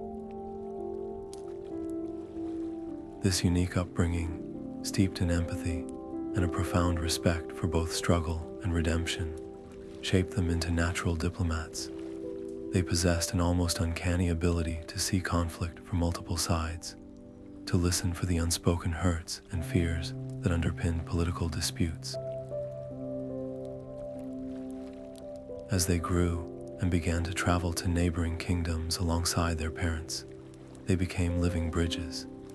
At a tense negotiation between two rival lords feuding over a strip of fertile land, the brother did not simply quote law or precedent. He told a story his mother had told him about watching a single, hardy plant struggle to life in the barren desert, and how its survival depended on a complex, unseen network of roots, sharing scarce resources beneath the surface. The sister, in a separate conversation with the other lord's family, spoke of her father's journey, how his blindness had forced him to listen not just to words, but to the truth held in the silence between them. They became renowned not for issuing decrees, but for fostering understanding. They helped opposing factions find common ground, not by demanding surrender, but by helping each side recognize their shared humanity and intertwined futures. The lessons from their parents' journey, the importance of a guiding voice in the darkness, the strength found in vulnerability, the transformative power of a compassionate ear, and became the core principles of their diplomacy. They were ambassadors of a new kind of peace, one built not on the shaky foundation of conquered enemies or forced treaties, but on the solid ground of mended relationships and earned trust, proving that the most powerful legacy one can leave is not a crown or a castle, but the enduring echo of a story well lived and generously shared. Far from the bustling courtyards and joyful songs of the kingdom, in a remote and forgotten corner of the world, where the wind whispers through skeletal trees, the Enchantress dwells.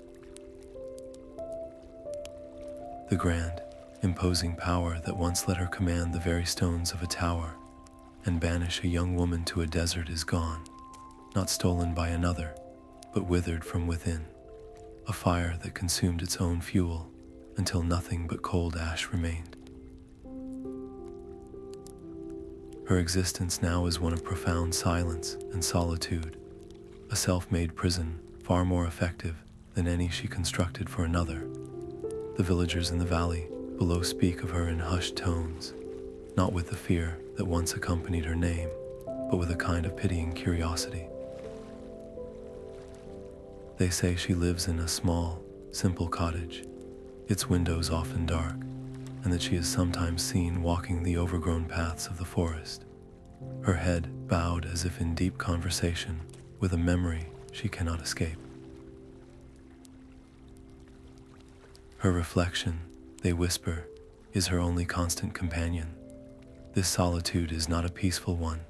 It is a chamber for relentless, echoing thought, with no one left to command or control, with no external focus for her bitterness. Her formidable intellect and will have turned inward, and the process is a form of exquisite, unending torment. She replays every decision, every sharp word, every act of possession disguised as protection. She sees Rapunzel's face not as the defiant threat she once perceived, but as it truly was, a canvas of longing, of intelligence straining against its confines, of a spirit she tried so desperately to own that she ultimately shattered it, only to have it reassemble itself into something stronger and more beautiful than she could have ever imagined.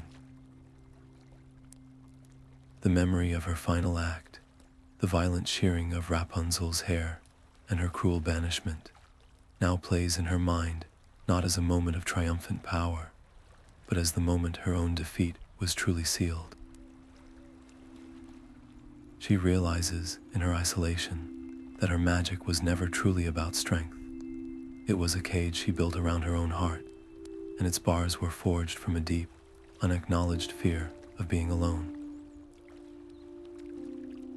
In trying to control another to prevent that loneliness, she guaranteed it for all eternity.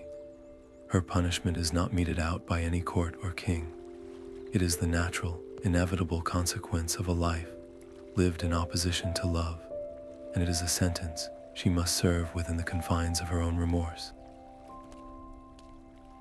In the sunlit corridors of the castle, where the story of the Enchantress is sometimes told as a tale of a wicked witch defeated, Rapunzel's response is always thoughtful and measured. She does not allow the narrative to be simplified into mere good versus evil, for she knows the architecture of a prison from the inside, and she understands its builder in a way no one else can. She never speaks of the woman with hatred burning in her heart. To do so would be to pick up the very chains the Enchantress had tried to bind her with and clasp them around her own wrists, allowing that old bitterness to dictate her present emotions. Instead, she has made a conscious, daily choice to remember her not as a monster to be reviled, but as a profound and sobering lesson etched into the story of her life. The Enchantress to her is the living embodiment of a warning, a cautionary tale about the toxic, soul-destroying nature of fear and the desperate need for control that grows from it.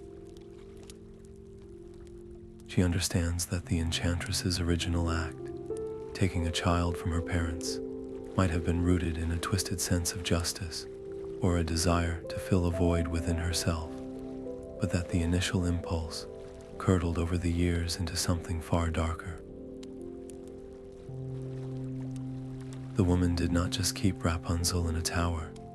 She tried to keep the entire world at bay, believing that by controlling one single life completely, she could control the chaotic, unpredictable nature of loss and pain. Rapunzel sees this not as a justification, but as a tragic flaw, a failure of courage. The Enchantress chose to build walls instead of bridges, to dominate instead of to love, and in the end, she was left with nothing but the hollow echo of her own commands in an empty room. This perspective is not forgiveness, for some wounds are too deep for that, and forgiveness is a personal journey that cannot be demanded or expected. It is rather a profound form of understanding that allows Rapunzel to fully claim her own freedom. By refusing to hate, she ensures that the story's final chapter is not about the one who inflicted the pain, but about the one who transcended it. She has taken the memory of her captor and transformed it into a guiding principle for her own rule, a reminder that true strength lies in fostering connection, not enforcing isolation, and that the most powerful magic of all is the courage to love without seeking to possess. The passage of time in the kingdom was no longer measured by seasons of scarcity or fear, but by a gentle, flourishing rhythm of growth and shared purpose. Under the joint rule of the prince and princess, the realm did not merely function. It blossomed into a vibrant tapestry of harmony and creativity that became the envy of neighboring lands. The policies they enacted were not grand, sweeping declarations handed down from a distant throne, but thoughtful, collaborative efforts born from their unique understanding of both privilege and profound need. The prince, with his restored sight, saw the intricate mechanics of governance and trade with a clarity deepened by his years of blindness, ensuring justice was fair and opportunities were widespread. Rapunzel, drawing from the well of her own isolation, became the kingdom's heart, instinctively identifying those who felt unseen or unheard within the bustling society. She championed schools where children of all backgrounds learned not just letters and numbers, but music and art, ensuring every young voice had the chance to find its song.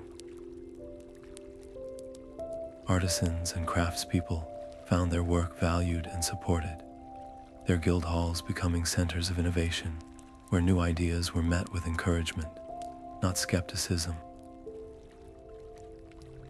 The air itself seemed to hum with a quiet, collective contentment, a sense that every individual thread, no matter how humble, was an integral part of the kingdom's beautiful, strong fabric.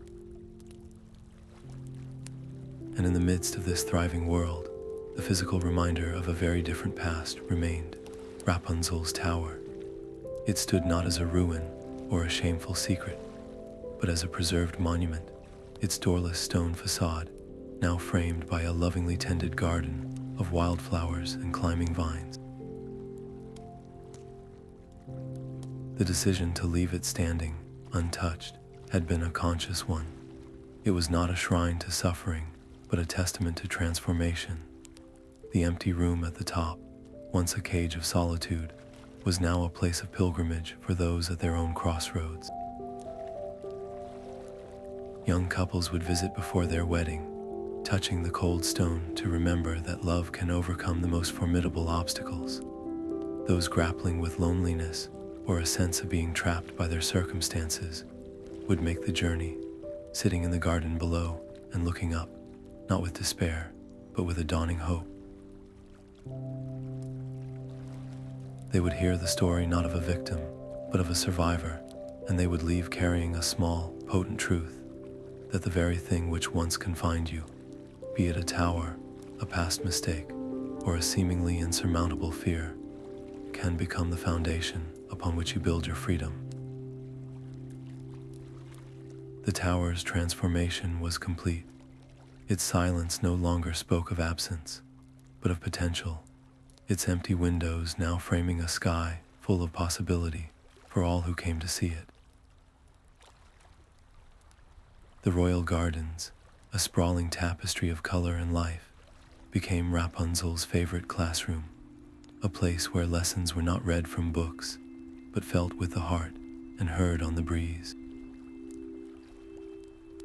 Here, amidst the fragrant roses and buzzing bees, she would sit with her children, the soft grass their blanket, the open sky their ceiling. It was in these moments of quiet connection that she passed on her most precious inheritance, not of gold or land, but of understanding. She taught them to truly see the world around them, to notice the delicate spiderweb glistening with dew, to understand the patient work of the ants, to appreciate the freedom of the birds that came and went as they pleased. Everything in its right place is a kind of freedom, she would tell them, her voice soft. The flower is free to bloom, the bee is free to seek its nectar. And you must always be free to seek the truth of your own heart and to help others find theirs. And then she would sing, the same melodies that had once been poured out from a high tower window, saturated with loneliness and a desperate hope, now floated on the garden air, transformed. The notes were the same, but the spirit behind them was entirely new. They were no longer songs of longing, they were anthems of arrival. They carried the joy of sunlight on her face, the security of her husband's hand in hers, the profound, overwhelming gratitude of watching her children grow in a world without locks or keys. She sang of the same forests and rivers, but now the stories had endings, and the endings were happy. The children, who knew these lullabies as intimately as their own breaths, would often join in, their young, clear voices weaving with hers, creating a harmony that was the very sound of a healed heart. They understood, without needing it explained, that their mother's voice was a magic stronger than any the Enchantress had ever wielded. It was a magic that built instead of breaking, that connected instead of isolating, that remembered the past not with pain, but with a gentle wisdom that informed a brighter future. In the garden, surrounded by growth and song, they learned that true empathy begins with listening to the world, to each other, and to the quiet, persistent voice of your own soul, which, if you are brave enough to follow it, will always guide you home to yourself. The rhythm of court life had settled into a comfortable, predictable cadence, a symphony of council meetings, public audiences, and quiet evenings in the family gardens. It was during one such afternoon, while Rapunzel was overseeing the placement of a new climbing rose arbor, that a messenger approached with a hesitant look. There was a visitor at the outer gate, he explained, not a noble or a diplomat, but a young woman who had traveled a very long way on foot, asking only for a moment of the princess's time. She claimed to have no petition for the crown, no request for aid or favor. She had come, she said, because she had heard the story. Something in the messenger's tone, a note of genuine puzzlement, piqued Rapunzel's curiosity.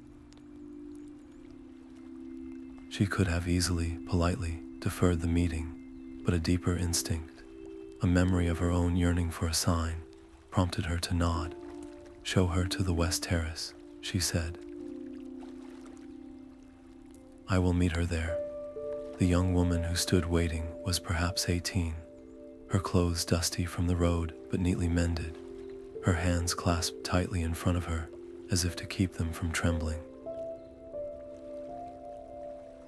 She did not curtsy with the practiced grace of a courtier, but offered a deep, earnest bow of respect, her eyes wide as they took in the princess before her. A living figure stepped out of the legends she'd heard whispered in her village tavern and sung by traveling minstrels. She introduced herself as Alara, from a hamlet so small it barely featured on any map, a place where life was defined by hard work and limited choices. "They say you were locked away," Alara began, her voice barely more than a whisper, yet carrying a weight of desperate hope. "They say you found a way out, not just from a tower, but from a life that wasn't your own. I had to see if it was true. I had to know if such a thing was possible." Rapunzel did not launch into the grand, polished version of her tale, reserved for formal occasions. Instead, she gestured for Alara to sit beside her on a sun-warmed stone bench, overlooking the kitchen gardens, where the scent of rosemary and thyme hung heavy in the air. She began not with the Enchantress or the prince, but with the feeling, the hollow ache of watching the world from a window, the specific texture of a loneliness so complete it felt like a second skin. She spoke of the small, secret rebellions that had kept her spirit alive long before rescue was even a possibility, naming the stars from her window, inventing intricate stories for the birds that nested on her sill, the defiant act of singing into the silence, simply to hear a voice, even if it was only her own. She shared the terror of the desert, not as a heroic adventure, but as a raw, grinding struggle for each new day, where the will to live had to be consciously chosen again and again. And she spoke of the fear that had followed her even into freedom, the paralyzing worry that she would never fit in, that she was too broken, too different to ever truly belong in this bright, bustling world. Alara listened, utterly rapt, not as a subject to a queen, but as one soul recognizing the contours of its own struggle in another. She saw not a remote, untouchable icon, but a woman who had known doubt and fear as intimately as she knew her own reflection. When Rapunzel finished, the terrace was quiet save for the distant hum of bees. Alara's eyes were bright with unshed tears, but her posture had changed. The nervous tension had drained away, replaced by a new, solid stillness. "My father has arranged a marriage," she said, her voice now firmer. "A good man, from a good family, a practical match, but it would mean giving up my workshop, my carving. It would mean closing the door on the one thing that makes me feel like myself. Everyone tells me it is the right choice, the only choice, but I keep thinking about your song. The one you sang into the wind without knowing if anyone would ever hear it." Rapunzel reached out and placed a hand over Alara's work roughened once, recognizing the calluses of a craftsperson. "The world will always offer you a door that someone else has built for you," she said gently. "It will seem safe and sensible, and it will be so very tempting to walk through it. But your song, the thing that is yours and yours alone, that is the tool you must use to build your own door. It may take time, it will certainly be frightening. But you must keep singing it, Alara, even if your voice shakes, especially then. The young woman took a deep, shuddering breath, and then she nodded, a decisive, final motion. She did not have a plan yet, but she now possessed something far more critical, a permission slip from destiny itself, signed by someone who had truly been there. She rose, offering another deep bow, this one filled with a profound and grateful certainty. As she was led back through the castle corridors, her step was lighter, her gaze fixed on a horizon that was now hers to define. She had come seeking proof that a different life was possible, and she was leaving with the blueprint etched not on parchment, but directly onto her heart, ready to continue the beautiful, unending cycle of one story inspiring the next. It was in the quiet moments of reflection, often while watching her children play freely in the castle gardens, that the full truth of her journey finally settled into Rapunzel's heart with a profound and quiet clarity. For so much of her life, she had believed her defining feature, her greatest asset, was her hair, that long, magical, golden rope that had been the literal key to her prison and the object of so much fascination. It was what people saw first, what the bards sang about, the physical marker of her story. But as she traced the path of her life, from the tower to the desert, from despair to this vibrant, loving present, she understood that her hair had never been her true strength. It was a tool, yes, but a passive one, a thing to be used by others, to be climbed or, ultimately, to be cruelly severed. Her real power, the force that had truly shaped her destiny, had always been her voice. This realization was about so much more than the beautiful songs she could sing, though they had been the starting point. Her voice was the first act of rebellion in that silent tower, a deliberate act of sending a piece of herself out into the void, not knowing if it would ever be heard.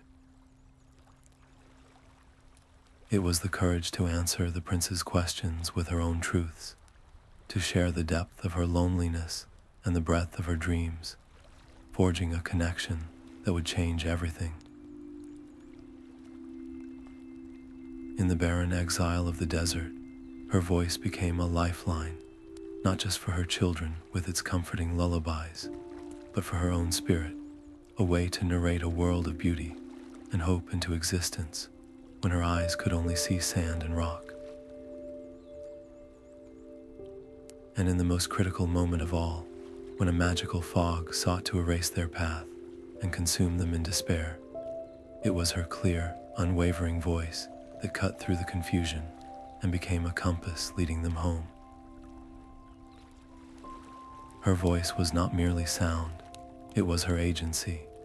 It was the vehicle for her choices, the instrument of her truth, and the bridge that connected her soul to others. This epiphany transformed how she moved through her world as a leader and a mentor. In her sanctuary, she began to gently shift the focus for those who came to her seeking solace. She would listen with deep empathy to their stories of being silenced, overlooked, or made to feel small, and then she would pose a simple, powerful question. "And what is the song only you can sing?" she would ask. "It might not be a melody you perform on a stage. It might be the way you solve a problem that everyone else has given up on. It could be the kindness you offer a stranger without expecting anything in return. It might be the unique perspective you bring to your work, or the quiet way you make people feel seen and understood. Your voice is your authentic expression in the world, the unique imprint of your spirit that leaves a mark only you can make." She encouraged them to start small, in the safety of their own hearts, to name the things that brought them joy or pain, to acknowledge their own desires and boundaries without judgment. She shared how she had practiced, first by whispering her truths to the walls of her tower, then by trusting one person, and eventually by leading her family through the darkness. "It will feel vulnerable," she would admit, her own hands gesturing to illustrate the point. To use your true voice is to risk being truly seen, and that is one of the most courageous things a person can do. But it is also the only path to true connection. We think we hide to stay safe, but we only end up locking ourselves away.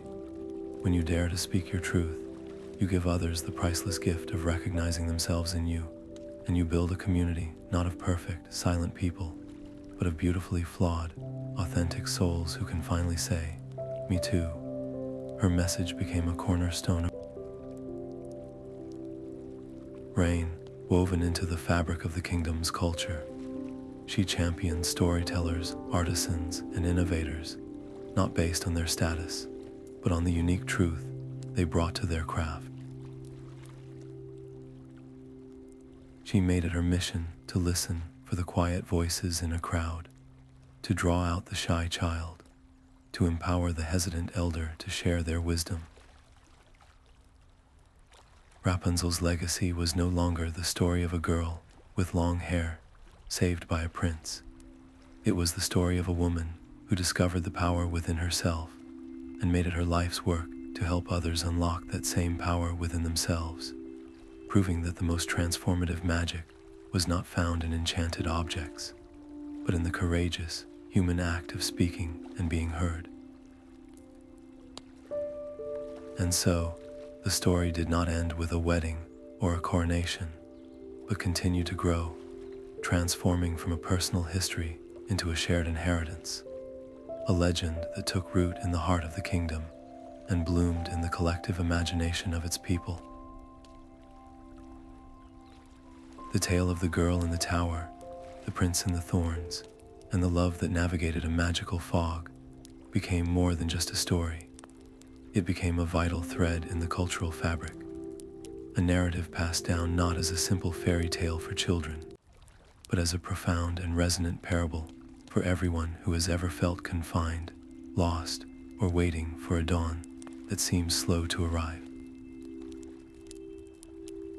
It was told by grandmothers by the fireside, not to frighten, but to inspire, their voices softening the edges of the hardship, to highlight the brilliant, enduring core of hope at its center. Minstrels composed ballads about it, each version emphasizing a different facet, some focusing on the prince's unwavering quest, others on Rapunzel's desert resilience, but all of them culminating in that miraculous reunion, a musical testament to the idea that no night is so dark that a single guiding light cannot be found. This legend became a common language of comfort and courage. A farmer facing a ruined harvest might find strength in the image of Rapunzel, finding sustenance in a wasteland. A student struggling with a seemingly impossible task might think of the prince learning to navigate the world without sight, relying on his other senses and his memory to find his way. Parents would whisper the story to children afraid of the dark, not promising that monsters didn't exist, but assuring them that everyone, no matter how small, possesses an inner light, their own unique voice, that can shine through any fear. The story was never about the absence of darkness. It was about the proven, tangible power of a single candle flame to push it back. It was a reminder etched into the very soul of the culture that despair is not a permanent state, but a season, and that even the most deeply buried seed of hope can break through the hardest ground with the persistent, gentle pressure of love and memory. The legacy of Rapunzel's experience became a living, breathing force, a quiet undercurrent of strength that people drew upon in their own private struggles. Her voice, which had been her salvation, now lived on in the songs of the kingdom, a permanent part of the soundscape of life there. You could hear echoes of her melodies in the work songs of the weavers, in the playful chants of children skipping rope, in the gentle lullabies new mothers sang to their babies. Her story was not preserved behind glass in a museum. It was out in the streets, being used, adapted, and relied upon. It was a testament to the idea that the most powerful stories are not those that are simply heard and forgotten, but those that are absorbed and repurposed, that become tools for others to understand their own lives and face their own challenges with a little more courage, a little more patience, and a lot more heart. Ultimately, the legend's enduring power lay in its honest portrayal of redemption. It did not shy away from the pain, the years of isolation, the brutality of the desert exile, the searing pain of blindness and loss. It acknowledged these shadows completely, which made the final emergence into the light feel earned and authentic, not like a facile wish granted by an indifferent fate. This was a redemption forged in the fires of perseverance, a light that was chosen again and again against the overwhelming pull of darkness. The story lived on because it was true in a way that transcends fact. It was emotionally true. It spoke to the universal human experience of falling down and the even more fundamental need to believe that getting back up is always possible, that our past struggles do not define us, but can instead become the source of our greatest strength and our most profound empathy for others on similar paths. Her story, in the end, was a gift she gave to her people, an everlasting match struck in the darkest hour, a promise that light, however small, is always waiting to be found, and that love is the most reliable compass through any fog. The night air was cool and gentle against her skin, carrying the distant, comforting sounds of the kingdom, settling into sleep, the faint strains of a late-night minstrel's tune from the tavern district, the soft call of the night watchman making his rounds, the rustle of the great oaks in the castle gardens.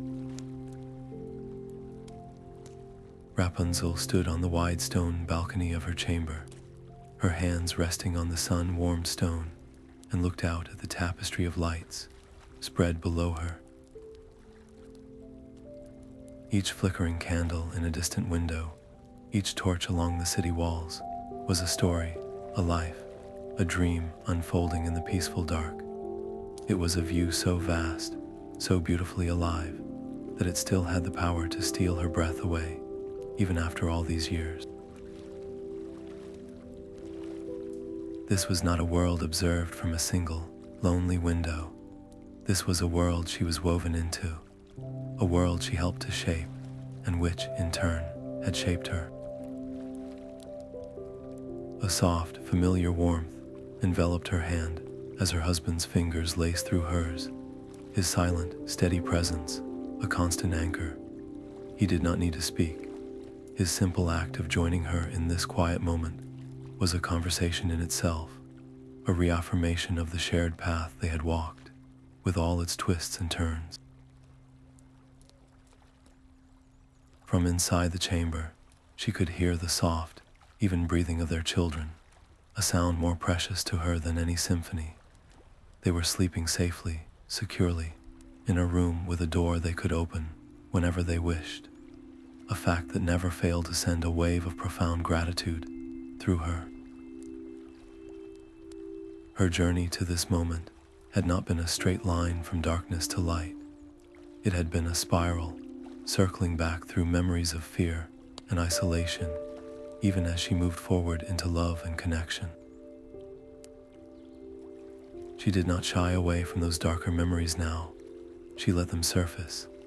The chilling scrape of the key turning in the tower lock, the blinding, gritty sting of the desert wind, the crushing weight of despair when she believed herself utterly lost and alone. But where once these memories were monsters that threatened to consume her, they now felt like old, weathered maps. They were records of the terrain she had crossed, proof of the distance she had traveled. Each challenge, each moment of heartbreak, had not been a random affliction. It had been a lesson, however harsh, in her own capacity to endure, to adapt, and ultimately, to transform. The isolation had taught her the priceless value of connection. The silence had taught her the power of her own voice. The loss had taught her how to truly cherish what she had found. She thought of the young woman, Ilara, who had stood on this very terrace just a season ago, her hands calloused from wood carving and her heart heavy with a choice that felt like a prison. Rapunzel had seen her own younger self reflected in the girl's fearful eyes, the desperate hope that another way might be possible, warring with the crushing weight of expectation. Sharing her story had not been an act of nostalgia. It had been an act of passing on a tool, a key. She had given the girl not a solution, but a mirror, allowing her to see her own strength reflected back at her. The letter that arrived just last week, telling of a small, successful carpentry workshop opening in a nearby village, was not just news of a business venture. It was the next verse in a song that had begun with a lonely melody sung from a high tower window. Her story was no longer just her own. It had been released into the world, and it was taking root in the hearts of others, giving them the courage to sing their own songs of defiance and self-discovery. A soft sigh of contentment escaped her lips, not of sadness, but of a peace so deep and complete it felt like its own kind of magic. She leaned slightly into her husband's shoulder, feeling the solid, reassuring strength of him. He had been her rescuer, her partner, her equal, but most importantly, he had been the first person to truly listen to her song and understand the heart behind it. Together, they had built a life that was not about forgetting the past, but about integrating it, about using its lessons to create a present filled with meaning and a future bright with promise. The kingdom sleeping below them was their shared masterpiece, a place where the lessons of her life were etched into its very foundations, a commitment to empathy, a celebration of unique voices, and an unwavering belief in the redemptive power of love and second chances. She looked up at the endless expanse of stars, the same stars she had once named from her solitary window. They seemed to shine down now not as distant, cold points of light, but as a silent, benevolent audience to a story still being told. She knew, with a certainty that settled in her bones, that long after her own time in this castle was over, the essence of her journey would remain. It would live on in the lullabies mothers sang to their children, in the advice an elder gave to a youth at a crossroads, in the quiet courage of someone choosing to speak their truth for the very first time. Her song had begun as a whisper into an empty void, but it had been answered, amplified, and joined by a chorus of other voices, until it had become something enduring and powerful. It was a melody of resilience that would echo through the generations, a timeless reminder that even from the deepest isolation, a single voice, raised in hope and truth, can eventually find its way home, and in doing so, can light the way for countless others to follow. A soft, serene smile touched her lips, and she turned from the starlit view to the warm, lit room behind her, ready to embrace